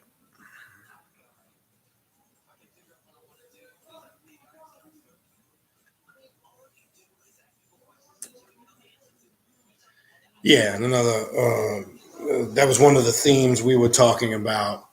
To another comment, the man, you got to be about the work, right, or be about it. That was one of the themes in the presentations, right? Uh, Especially the one, the Luciferian mindset, right? Um, Same thing when Sister Sonia did her presentation on females on this path. That was one of the aspects in her presentations was, again, you got to be about the work. Look, you can read, as I said, when you hear me say you can read all the books you want, and that's great. Look, I'm a book reader. I collect books. I got a shitload of books, right? But I got a shitload of books because I'm always looking for new concepts that I can gather. When I put these rituals together, what do you think I do? I take various different things from all these different places, but put my own personal twist on it. Not just me, I'll get feedback from other people, such as Sister Sonia, Brother Jack. We'll get ideas, and we start to create our own shit. That's called being about the work. It's not called just, I read a few books, or I'm going to make a statement, and I'm so whatever the fuck it is I'm trying to claim to be. So you can't just talk about it, right? You have to be about it. And your being about it is when you're in a living example of that work. Look, you can see right through somebody on this path that I can. And again, it's not being judgmental. I can tell when people ain't doing shit. I just know. I know when it's a bunch of fluff and talk. All right, what else we got?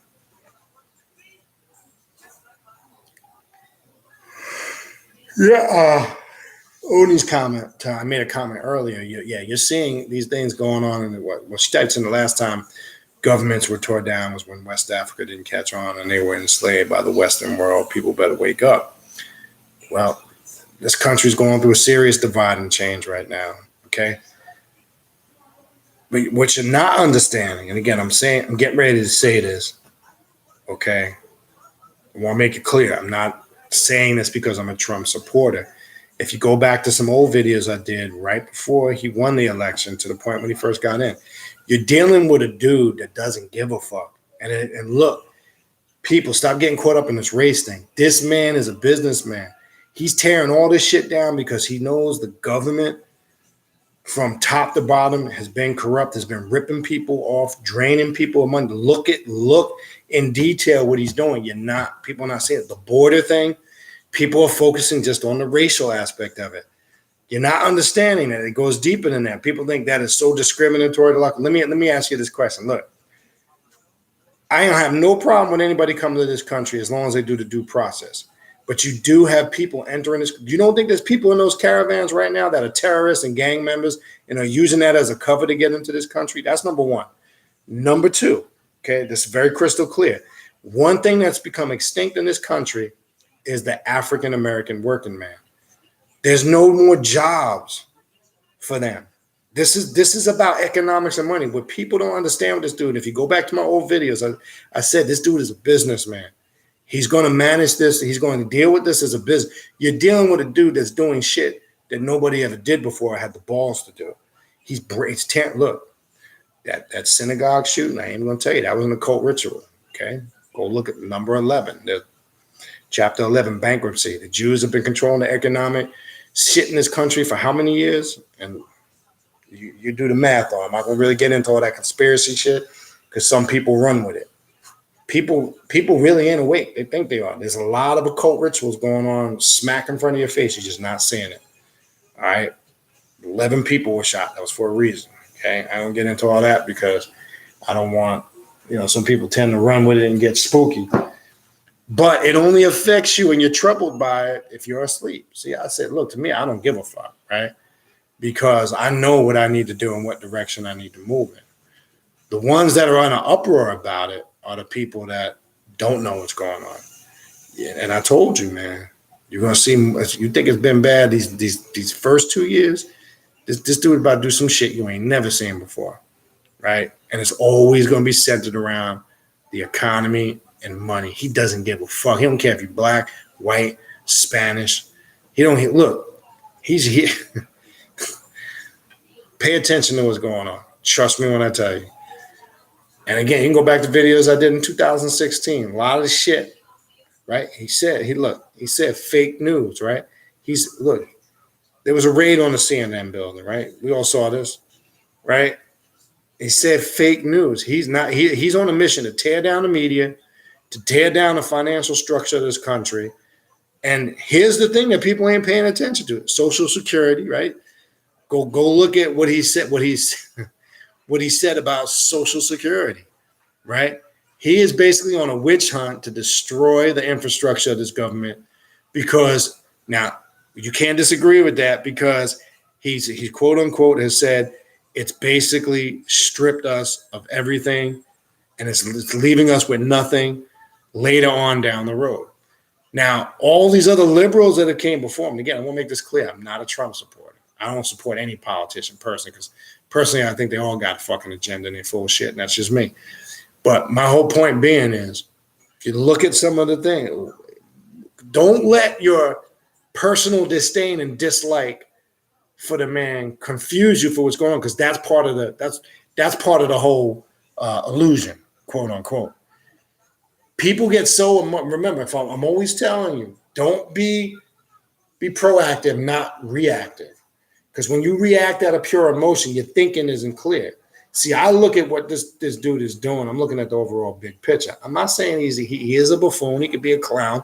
He's not the most elegant person in communicating. But the bottom line is, he doesn't give a shit. And he couldn't give a fuck what anybody says. And the point is, this is what you're dealing with for at least another 2 years. Now, the voting thing, right? I'm so sick and tired of these fucking... The Democrats are pushing this false agenda. That's why I can't support them either, right? They're pushing this false illusion. We're all the same. We're not all the same, people. Wake the fuck up. That is not a reality. If you believe that bullshit, you, again, believe in Snow White and the Seven Dwarfs, Santa Claus, and all fairy tales and myths.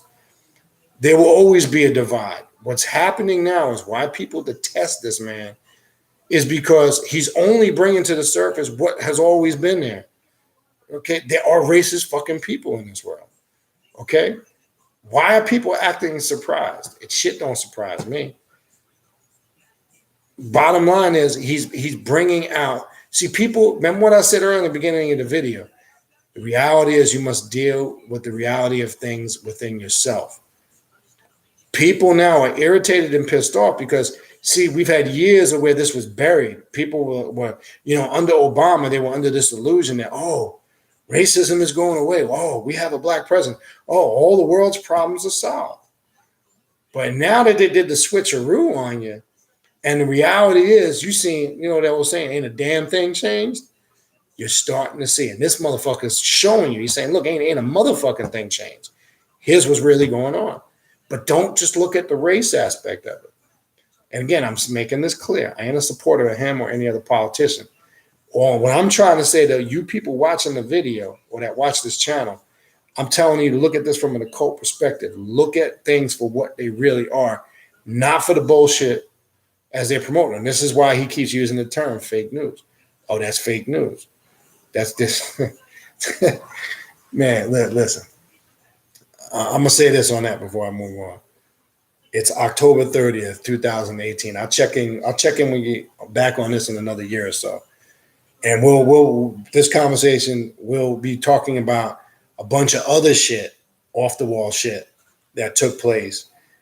This man is bent on sealing the border, right? What did he just sign today? You pay attention to it? He's taking away natural birthright. What is he really trying to do? He's taking away natural birthright. Doesn't mean anything anymore. He's going to sign an order taking that away. He's making it to the point, right? Motherfucker said, make America great again, right? You thought the idiots, right, that are so focused on, oh, that's racist. He's talking about make it white again. It's not what he's talking about, people. You get caught up in your emotions and you're only looking at that aspect of it. This man, he's dealing with economics. He's trying to set it up to a point where there is control and structure in every aspect of how this country is operated, which any president prior to him didn't have the balls to do. They talked about it, but they didn't have the balls to do it. See, you think that's fuck. Think about this. If you have illegal, and again, I'm saying this, I'm just being open. You may not like the way it sounds, but think about how many jobs per year could be taken away from you, your family, and your friends from people that are illegally here. Now, I don't agree with the separating the women and children at the border and all that shit. But then you got to also question and say to yourself, if people knowingly are taking their entire families and coming illegally, knowing that, why would you even want to do that, knowing that that's the possibility? Now, if you are seeking the asylum the correct way you're supposed to before you come here, get your papers. I think anybody should be allowed in this country. He's basically saying the same thing. But all people are focusing on, oh, he's trying to build the wall great and keep people out, and this is barbaric.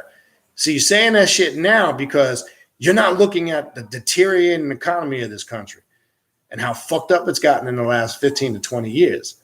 And Social Security is going to be non-existent at this rate.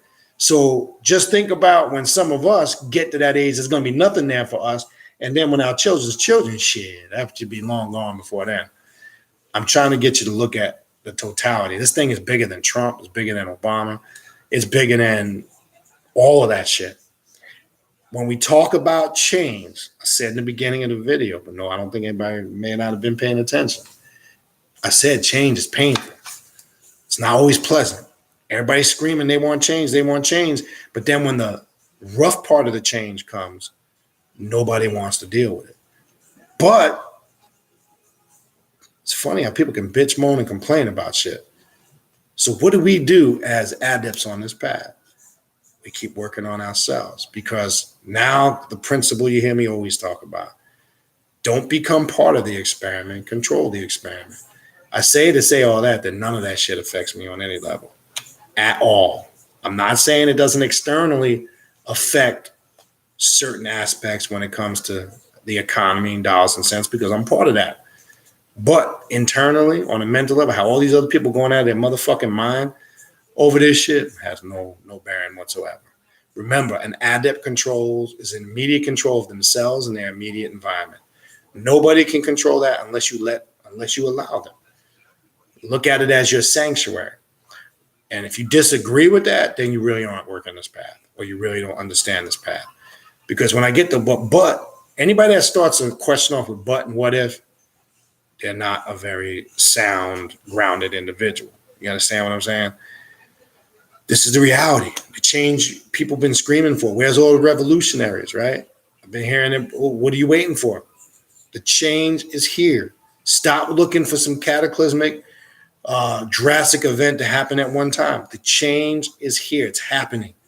We are living in a new day and time. The old ways, or the old way of living that we once used to know, that shit is over, long dead and gone. It's been over. You started to see a rapid decline of this really, really slowly during the Reagan era. I mean, yeah, you can go back that far. You really started to see the drastic change under George Bush Jr., not Senior. That's when it really went to a whole nother level. And from 9/11 on up, we're living, look, to show you we're living in a different day and time, it's like these mass shootings are just common now. It's almost expected. Now, you wouldn't have said that 20, 25 years ago. Most people never would have thought we'd be sitting here in this day and time as if this shit is just common practice. It's not even shocking no more. You understand? Like I say, you're either part of the experiment or you're controlling. That's it. It is what it is.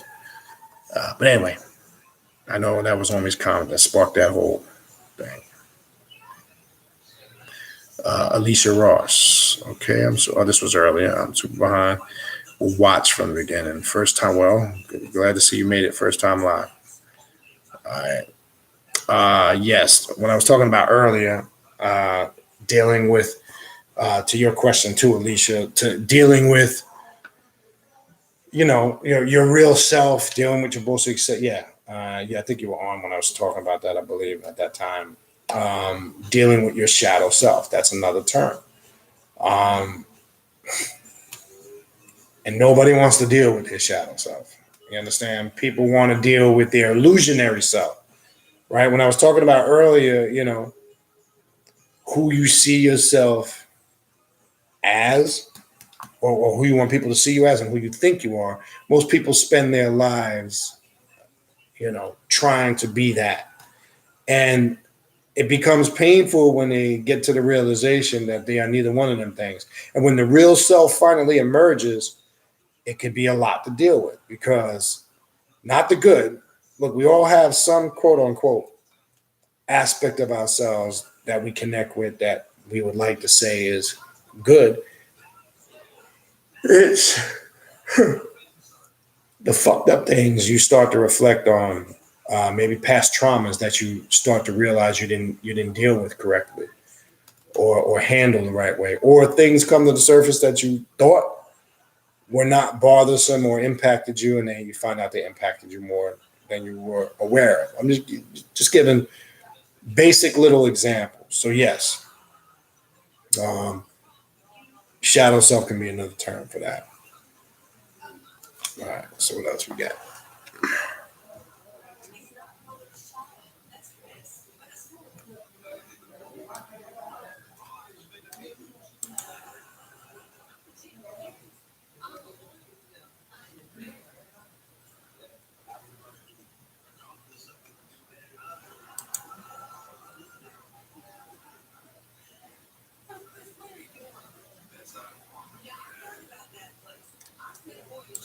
Okay.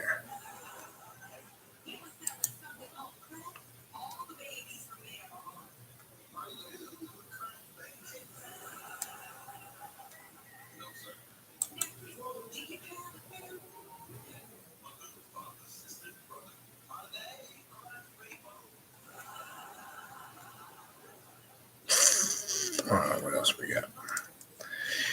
All right, looking for questions.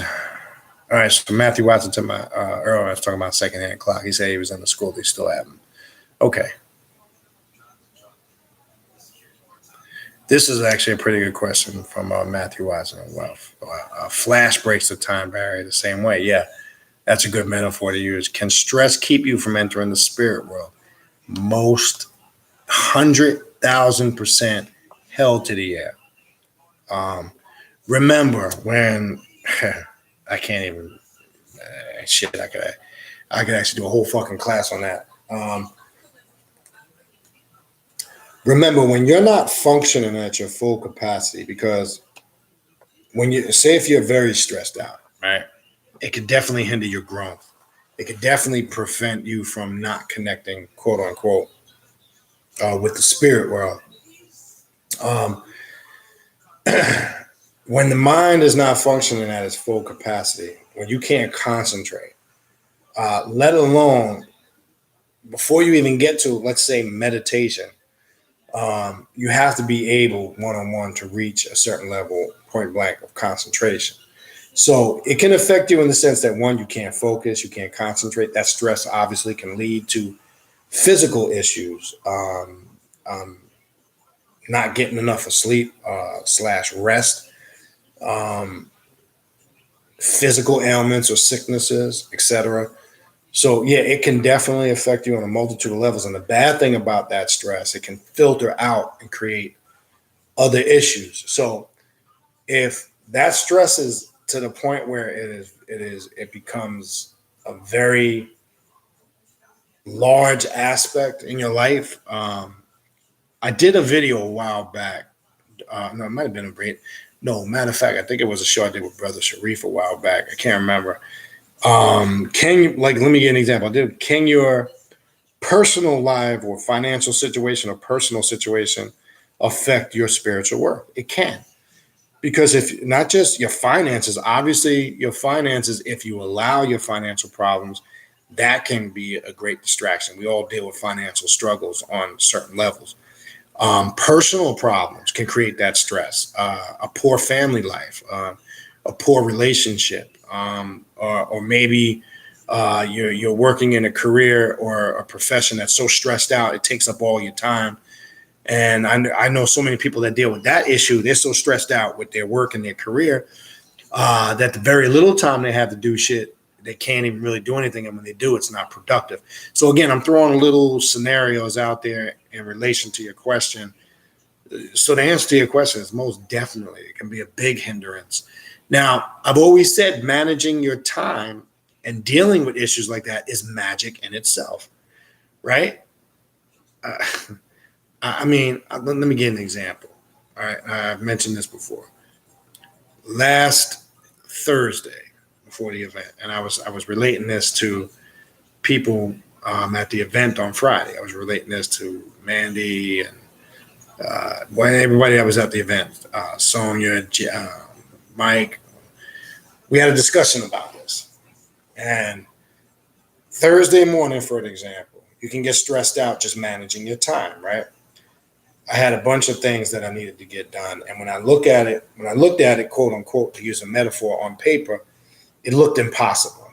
Like there's no way I can get these several things done in that time frame.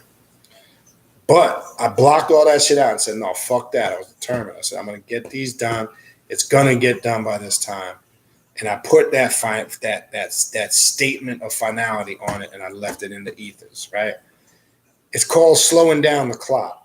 Long story short, I was able to work within that parameter and get everything done in a time frame that probably looked in the beginning wasn't going to happen.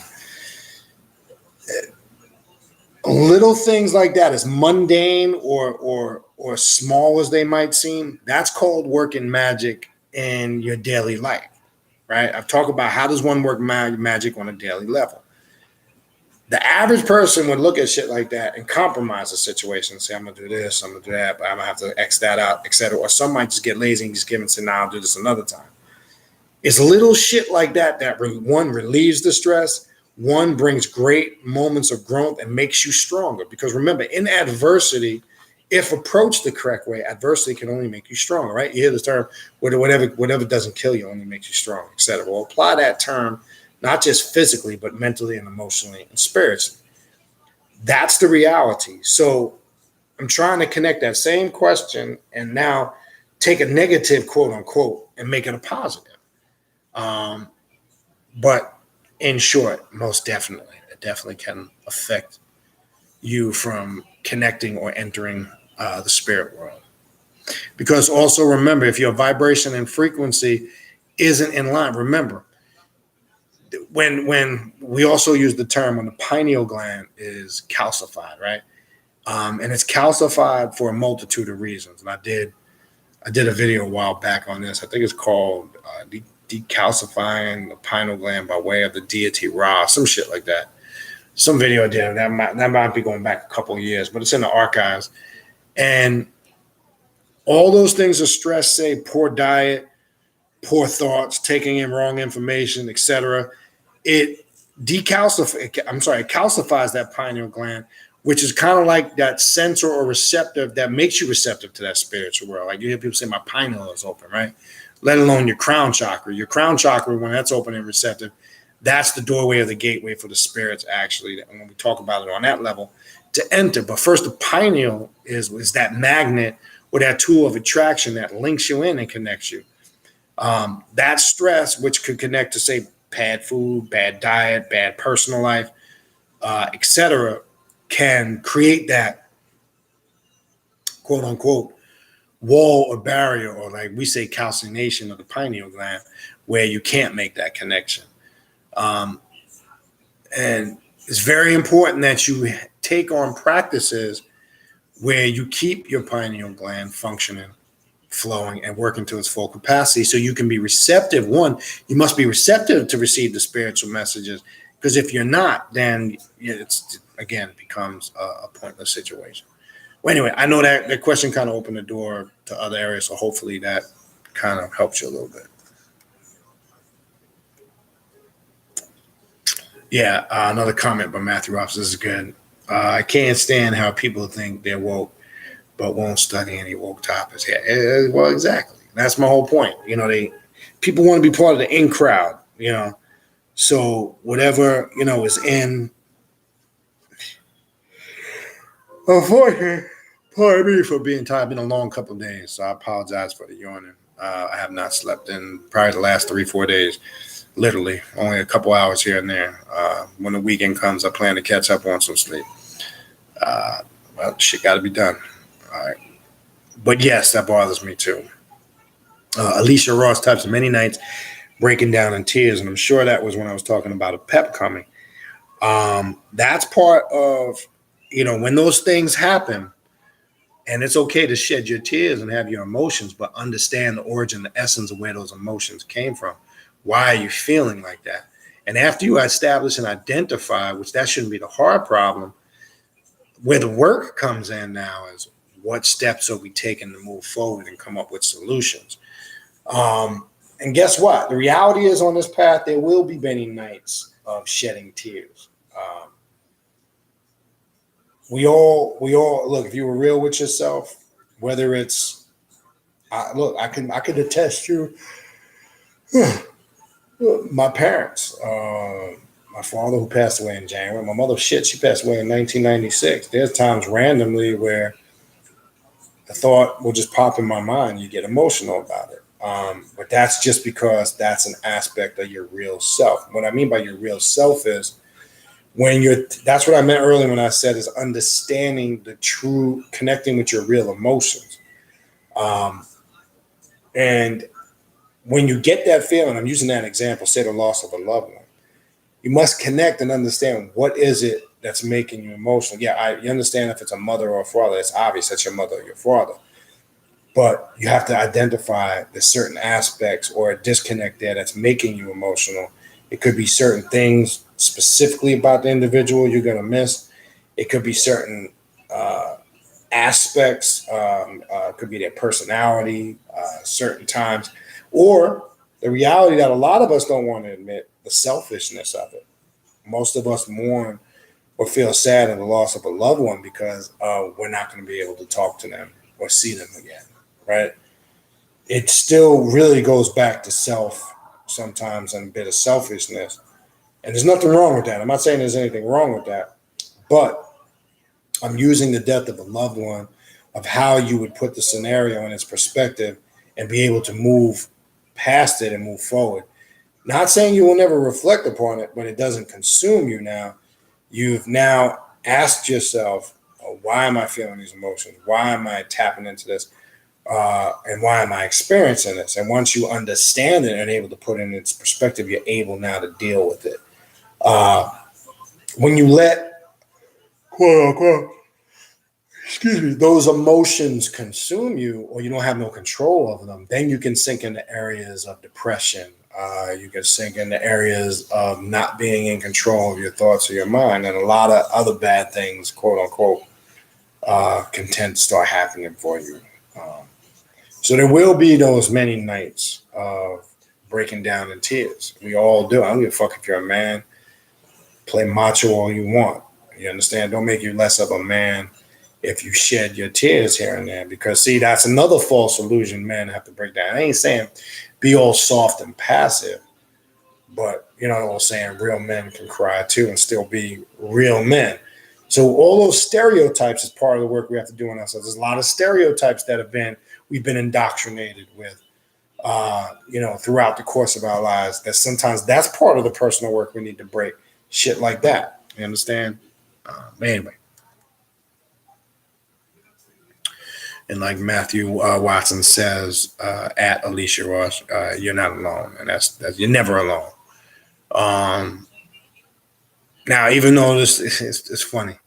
It's funny how things tie in. Even though this path can be a very lonely one, it's funny because you are alone, but you're not. I know that sounds kind of like an oxymoron.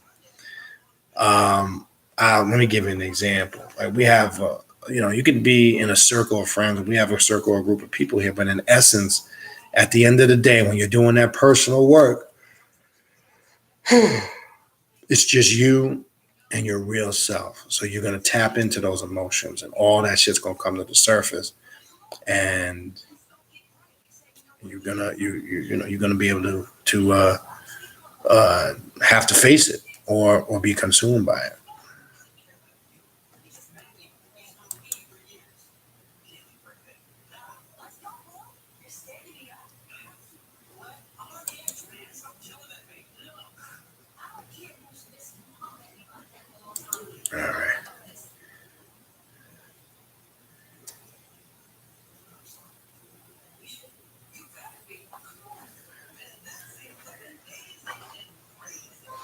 Okay. Hold on a second. Bear with me.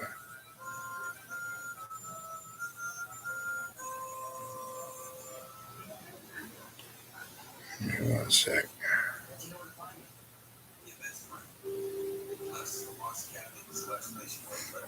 Bear with me, people.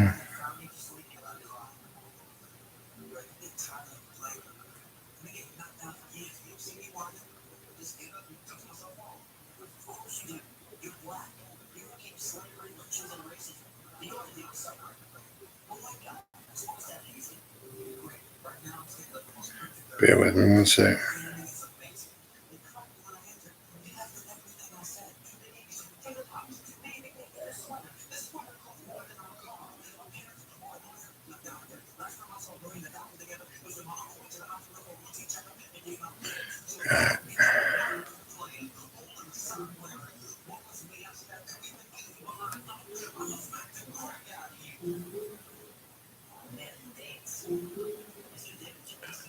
All right.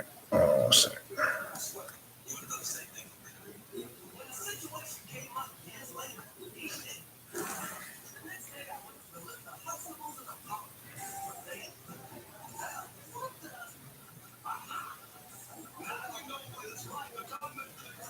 Oh, sorry.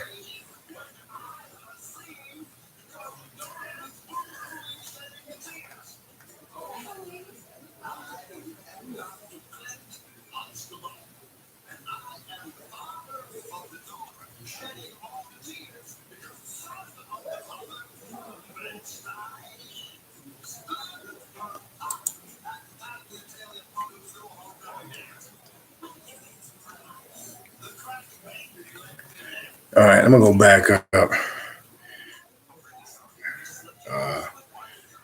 Looks like our moderator is slipping. I see some of what I'm doing is I see some of Baron Green's comments got accidentally erased, so I'm just trying to re-access them. That was an accident. Okay, it was an error. I was just double checking. I saw that for whatever reason, some of them got deleted. But I pulled them back up. So, so let me address some of you. We apologize for that. One of the first comments was, although I'm not a follower of Asetian or left-hand path, I do respect it. If done right, it is a productive path.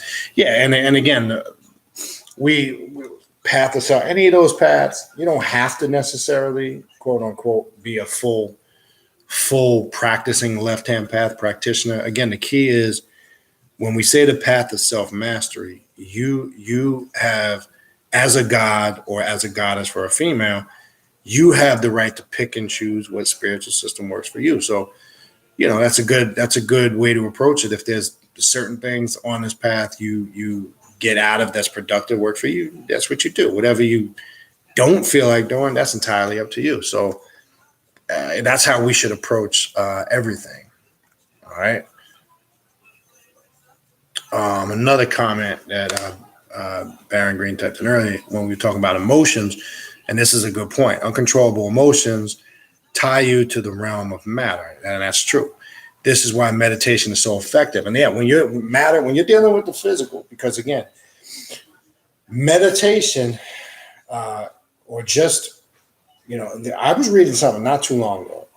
They were saying health-wise, there's so many benefits of meditation, which we all, I'm sure, are aware of this, but they were saying, what article I was reading, if you meditate if people meditate for 5 minutes a day, not only are the spiritual and the mental benefits, they're saying even for people that might have heart problems, or its benefits can trickle down, long story short, into the physical.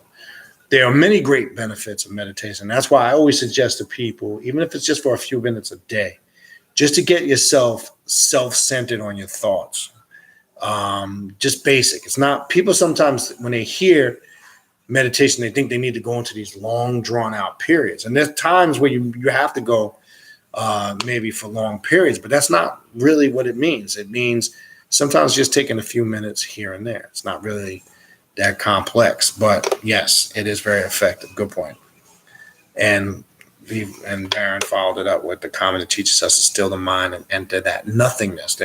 And that state that we read earlier in the book of Nun, that primordial chaos. When you tap in, really lock in on meditation, and your mind taps into that primordial chaos, all types of thoughts come to the surface. All right. What else we got?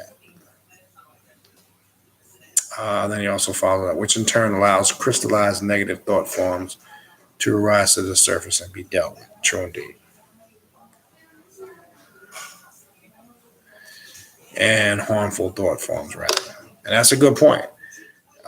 Those are all excellent points. And anybody that's known me for the last 20 plus years, that's one thing I always, tell people they should, in some shape, form, or fashion, try to do consistently if they can, because that's where you get in tune with those true thoughts, those true emotions, and connect on that level that you may not be able to do, on the surface, through other watered down spiritual systems, unfortunately. All right.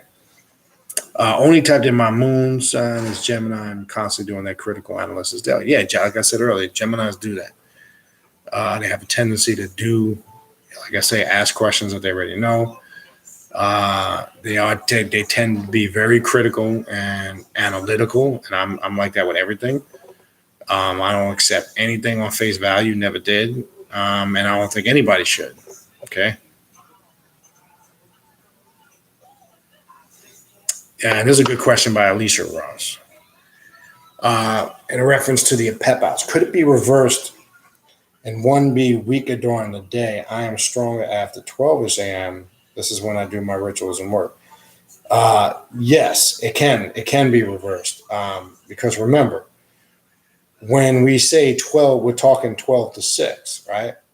What we got to also factor in, remember, what's 12 to 6 here is also, even if it's 12-6 here in the day, it's 12 to 6 midnight somewhere else. Because as I said earlier, the planet is constantly is revolving on its axis. So when we break that illusion of time, your body is connecting with that time frame still, because you would have to be honest, even if it's the daytime, it's usually more than likely somewhere in the noon hours, which could be the sluggish time. I know that's the sluggish time for me, is between like 1 and 3 o'clock.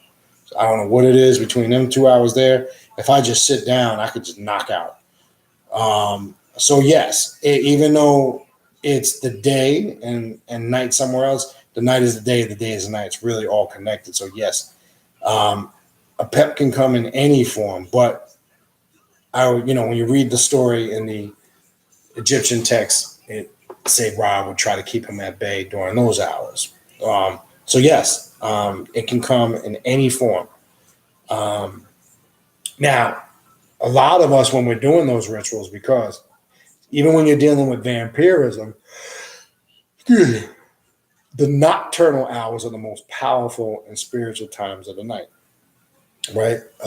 Midnight to when the sun rises, especially between the hours of midnight and 3 a.m.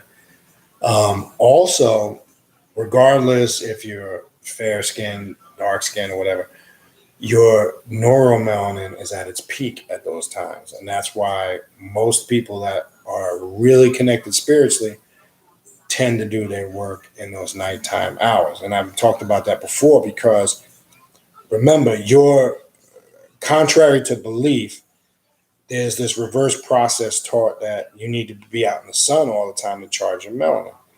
That's not true. And matter of fact, to back up and support what I'm saying, if you're familiar with Dr. Jewel Pookrum, who has been on the radio show Awakening Universal Minds twice, I interviewed her on the radio show, and she was on, and she broke it down. So what I'm about to say is not coming from me, and she broke it down where people you would think that are very light or fair skinned would need more sun than people that are dark skinned, and it's the reverse. Because when you're dark skinned, you tend to burn off the melanin. You absorb it a lot quicker and burn it off faster. So the illusion is it's actually reversed. When you're dark skinned, you need actually more sunlight than somebody that's fair skinned, because somebody that's fair skinned or light skinned only needs to be in the sun for a short amount of time for that neuromelanin to be recharged, and that's a reality. The most fucked up thing I never understood, especially leaving New York and being in Florida, when I see black people walking around with umbrellas, that shit kills me, because they don't understand, that spiritual science. Okay. So your neuromelanin is at its height. Your neuromelanin is what really is the foundation of your spirituality, or connects you and links you into that spirituality. And it always functions at its peak during those hours. Hence, when you have the term in vampirism, night side vampires and day side. There's the day side and the night side. That's why when you look at the whole spiritual system of vampirism, it's geared towards those nocturnal hours. That's when the powers are at its highest. And if you were real with yourself, regardless if it's this path or not, you're going to find a lot of people will tell you that's when they are functioning at their best. I'm not really, for the most part, a huge daytime person. I tend to have the same issues. Just now, I'm just tired from stuff that went on the last few days. But yes, so the answer to your question is it can be reversed. But remember, PEP can come in any form, any period, any time, whether it's daytime, nighttime. I used the metaphor or the example earlier about being kept up late at night worrying about something. It's no different if you're being troubled by it during the daytime. The point is, a PEP will come. And the true master will know how to make chaos out of that order. Hence, the aspect of Set, and that's what Set represents, is making order out of that chaos, keeping it at bay. All right. What else we got? Last night, only types in. Last night I couldn't sleep. Well, I felt worried for some reason. God knows why. Well, you're the God. You know why. You need to figure it out. Well, you did. So it seems like your next comment, I definitely said fuck it after about 20 minutes of meditation on how much I love and forgive myself. So you figured it out. And that's what I'm talking about. It's not just knowing in a situation like this that, something was worrying me. It's coming to the root of what was worrying you and dealing with it. See, we tend in a lot of other systems to put it, I put it in God's hand. That's some spooky ass shit, and a lot of those fluffy ass systems will teach you that. Let's put it into some spook God's hands and he'll fix it, or he'll cure the problem. And it's not going to happen. All right. What else we got yet?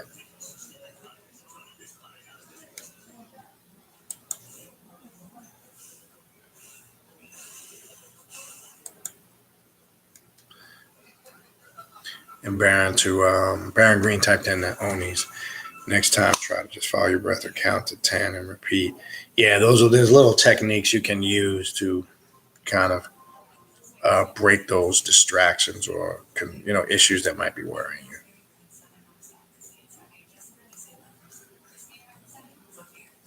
Hold on, man, this thing jumped on me. Shit. All right. Bear with me, it skipped.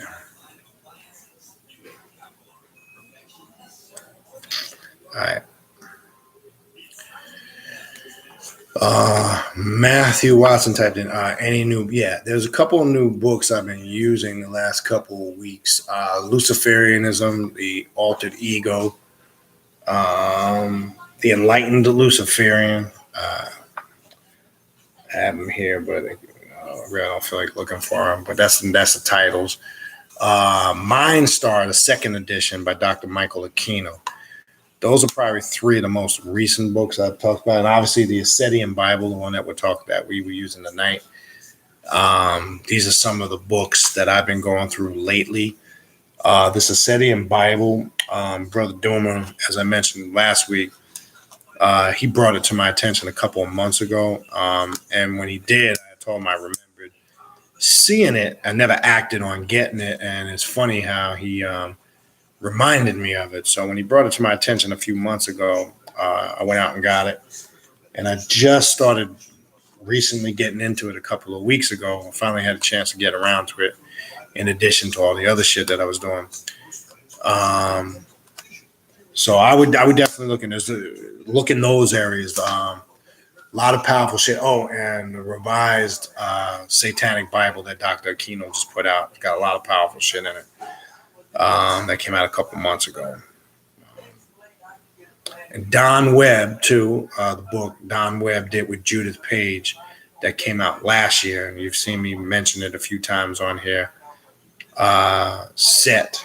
It's by just type in Don Webb and Judith Page. Excellent book. Understanding who and what Set is, what Set represents, what the isolated consciousness is, the black flame, the gift of Set, and how that ties into the adept or the black magician. Good stuff. All right.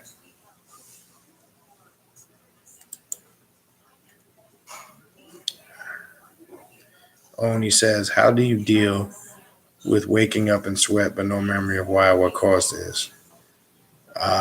Well, understand this.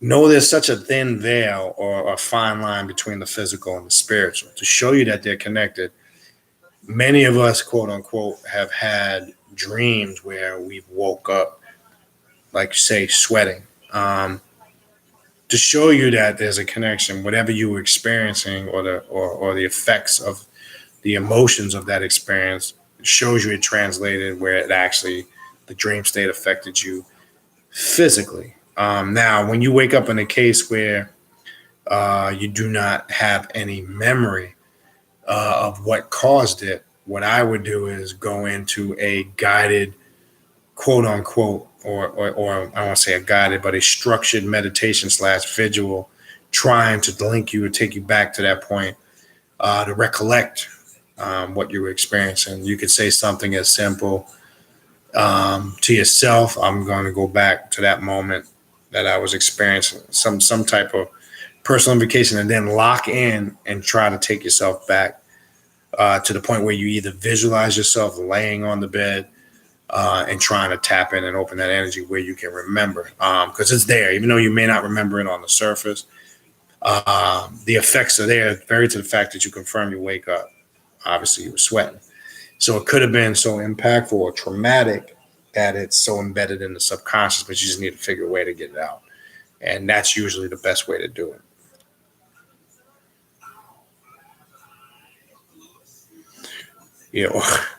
Or like Matthew Watson saying, get a nanny cam and film yourself sleeping if you want to try to catch it in the future. Obviously, the one that just happened, you can't recapture it unless you do something to lock in. But yeah, if you're a person that it happens to frequently, that's another idea. You set up a cam. Yes, we need to, Yeah, you guys need to check out Sonia's soaps. My is confirming. She also, I know brother Mike got some oils from her. And as I said before, that's what she makes. So I'll definitely check her on that. And people can obviously attest to some of the comments.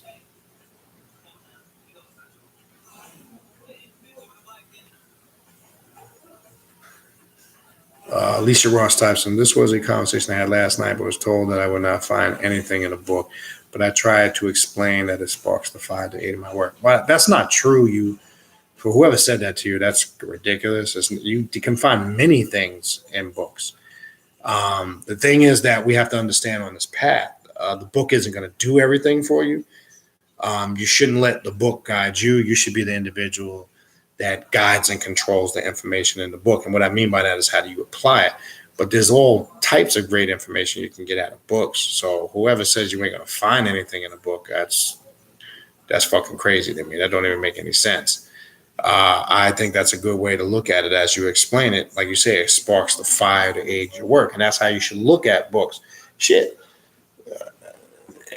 Any individual that's dealing with some level of spirituality has got to be real with themselves. And they read it from somewhere. They got it from somewhere. And there's nothing wrong with that, but to make a stupid statement that you're not going to find anything in the book is completely fucking, that to me, that's completely asinine.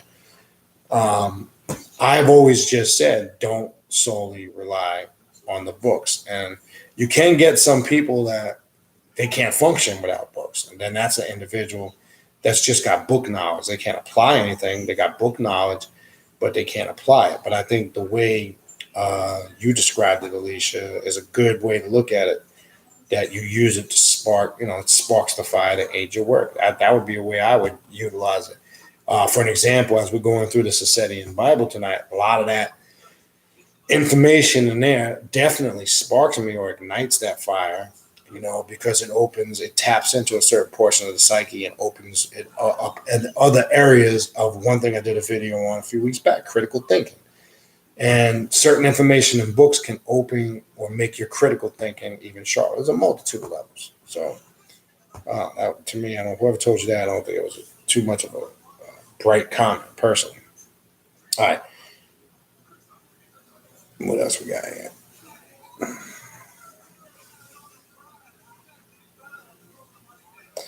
Yeah, and your vet to my Trump comments earlier, what he says, he's not doing anything new. He's only highlighting things that people only, thought about. That's what I'm trying to say. I mean, that's just a reality. Okay. And if I'm saying the name right, hopefully I didn't butcher this.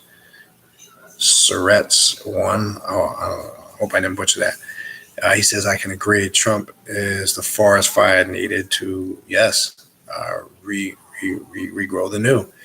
And that's how you got to look at it. I mean, look, I ain't a supporter. I want to make that clear. I don't support him or any other politician. I'm just saying we got to learn to look at the overall big picture, not just the minuscule aspect of it or how we want to see it. And sometimes we get caught up in that. I'm not saying per se us. I would like to think everybody here, for the most part, is conscious on, quote unquote, on some level. So they should know better. But the masses don't, though. That's the reality.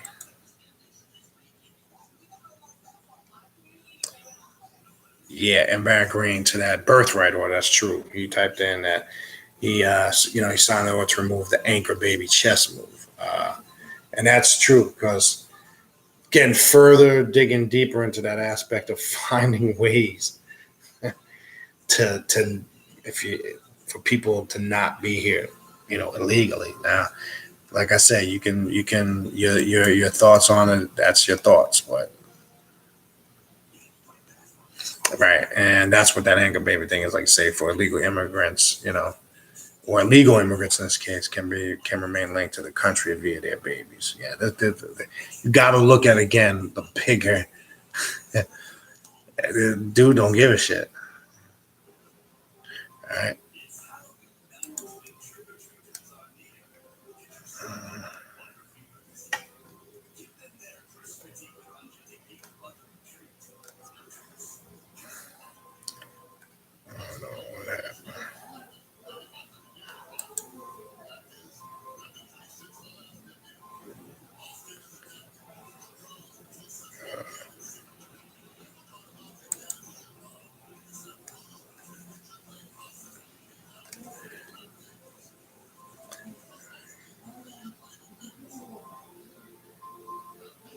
Okay.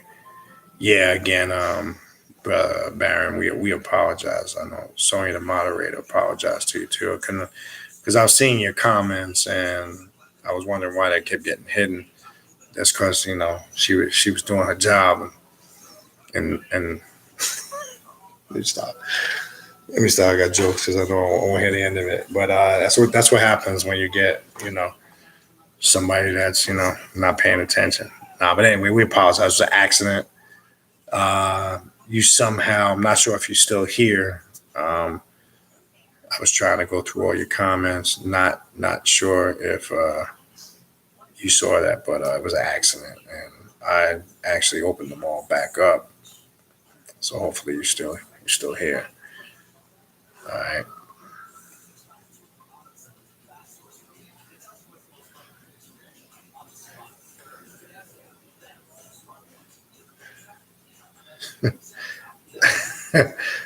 Sorry, Matthew, I got jokes on this question. This is off topic, but have you ever had the feeling someone is touching you and no one's there? I had this happen to me a few times. Curious if anyone else has. Now, let me stop. I'm going to make some jokes about that. Question is, are you talking about if you're sleeping or are you talking about you're awake? Because I mean, again, somebody else I'm sure has. I know I have. Yeah, I mean, it could be a multitude of things. It could be spirits, ancestral spirits. It could be a multitude of things. I mean, we could speculate on it, but it'd be hard to really identify without not having that same experience that you were having. Now, usually, sometimes just from the feel of it, you're able to kind of detect or determine what it is. But I'm not sure if anybody else has had that. Okay, so you feel like Regina Green touched. I felt like someone was touching my foot while I was trying to fall asleep. Yeah. So, you also could feel, I can attest to feeling the presence of something or somebody at the foot of the bed sometimes. And again, good ways to identify what that is. You can go into, again, planned meditations, such as focusing on and saying within your mind, like, right, for an example, something happened last night, something touched me last night, ask the spirits or the ancestors to make it clear who and what, or what it was that was happening or what you were experiencing. I'm telling you, it's as simple as doing basic things like that to get the clarity on certain things like that, without having to go super complex. Excuse me, people. Again, apologize. Baphomarga, happy rising all. Look who showed up late. Yeah, Regina Green tells somebody else. She also had possession of my mom's ashes. I have my father's right there. I'm looking at him. So, yeah, that'll definitely carry that energy.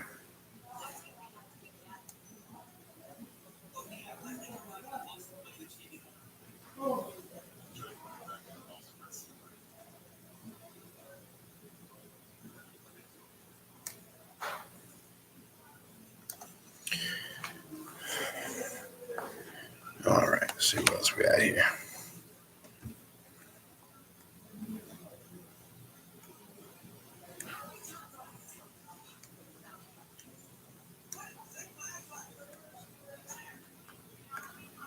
Okay, man. Glad you're still here. All right, we unhid you. Again, apologize for that. That was an error. The button got hit by accident, so apologies. Glad that you're still here. All right, I'm pretty much at the end. I don't really see anything else. I'll give a minute if nobody else has any more questions. I think I'm gonna wrap this up. So again, just so you know, we're gonna continue going through. I'm gonna jump around this book over the next couple of weeks because, as I said last week, and I'm gonna reiterate again this week, there's so much good stuff in here. I'm just gonna be jumping around, not going in any particular order. There's another section I will have planned for next Tuesday. Again. The book is The Asetian Bible by Louis Marquez. I'd suggest if you don't have it, get it. And over the next few weeks, since we're going to be using various different information out of this book, it gives you time in between the Tuesday videos to just go through it, start reading it. Because we're going to jump around through it. I'm going to probably stay on it for a couple more weeks before I move on to something else. There's still a couple more topics or a couple different information I still want to cover in this book. So a couple more weeks probably on that before we move on. So I would definitely recommend people to get it. Like I said, next upcoming event information soon will be available on that. That'll be November 30th. Last Friday of next month, which is actually in 2 days. I'm saying next month as if that's like weeks away. Like I said, man, I don't know where this year went. This year flew by. It's probably the fastest year I can attest to experience, and that's for sure. But anyway, other than that, we'll go over that next week. If you need to contact me for any of the aforementioned thing, the events, a consultation or a reading, a class, etc. The email is in the description box of all the videos. I'll put it out there. It's actually, let me type it in since the moderator's sleeping, not paying attention and deleting people, cutting people off for no reason. I think I'll just go ahead and write it in before she shuts down the whole chat by accident and maybe shuts down YouTube. I think I just typed it in. Yeah. Yeah, there it is. It's at the bottom. That's the email you will see.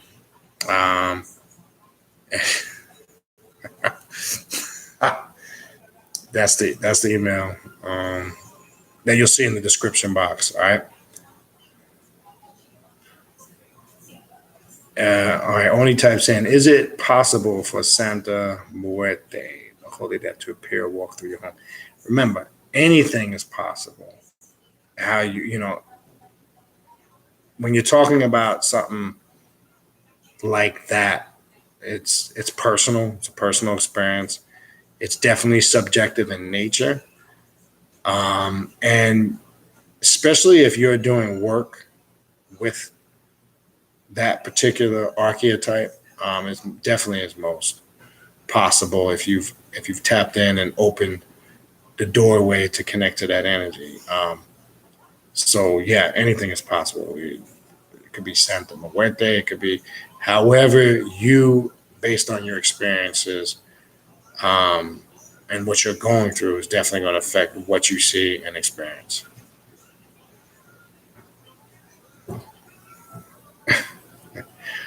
Let me stop because I got a joke for that one too, but I'll leave that one alone.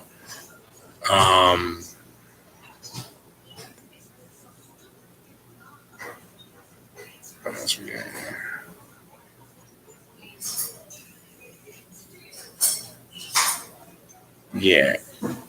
Yeah. Like I'm saying, like if you're having those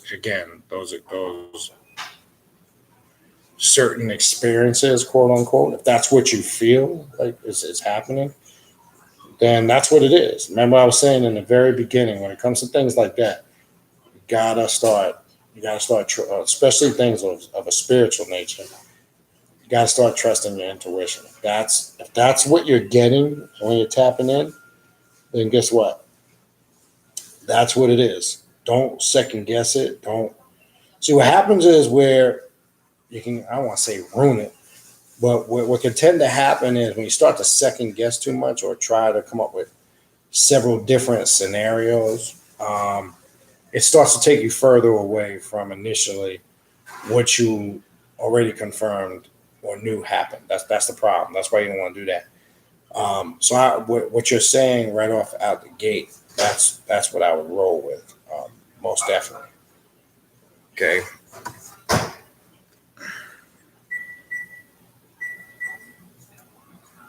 Now, because your bed creaks in the bedroom, you need to get a damn new bed. That shit not to stop.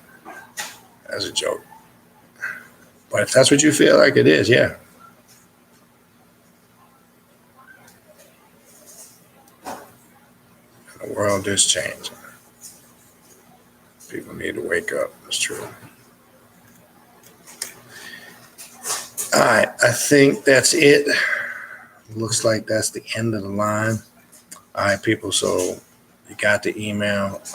We will continue this discussion again next week. Last time, I'll show it one more time. Again, get the book, Louis Marquez, Studying Bible, on Barnes & Noble. Okay. Remember, on Amazon, for whatever reason, they're only selling it for two prices. It's fucking absurd. $63 and $83. It's $25 on Barnes & Noble. Don't know why, but as I said earlier, I do know when something is limited as far as in stock or in print. I notice Amazon will be the sellers know that it's limited and they just jack the prices up. They did that with what's the Muhammad Gaddafi, who put out a series of books. There was a period, he just came out when he revised a bunch of his books, but there was a period last year sometime, I want to say maybe the beginning of this year, and he's another guy you should check out. The Egyptian Divinities All in One. The one he did on Christianity in Egypt. He's got a lot of good books out. Well, there was a period where they were jacking his books up to like $100, $200 because they were out of print until he just came out a few months back and revised them. But for whatever reason, Amazon does that. I don't know why. But yeah, go on to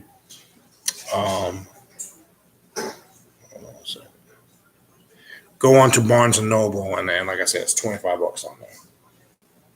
Okay. All right. Anyway, let's go wrap it up. We will talk next week. Peace.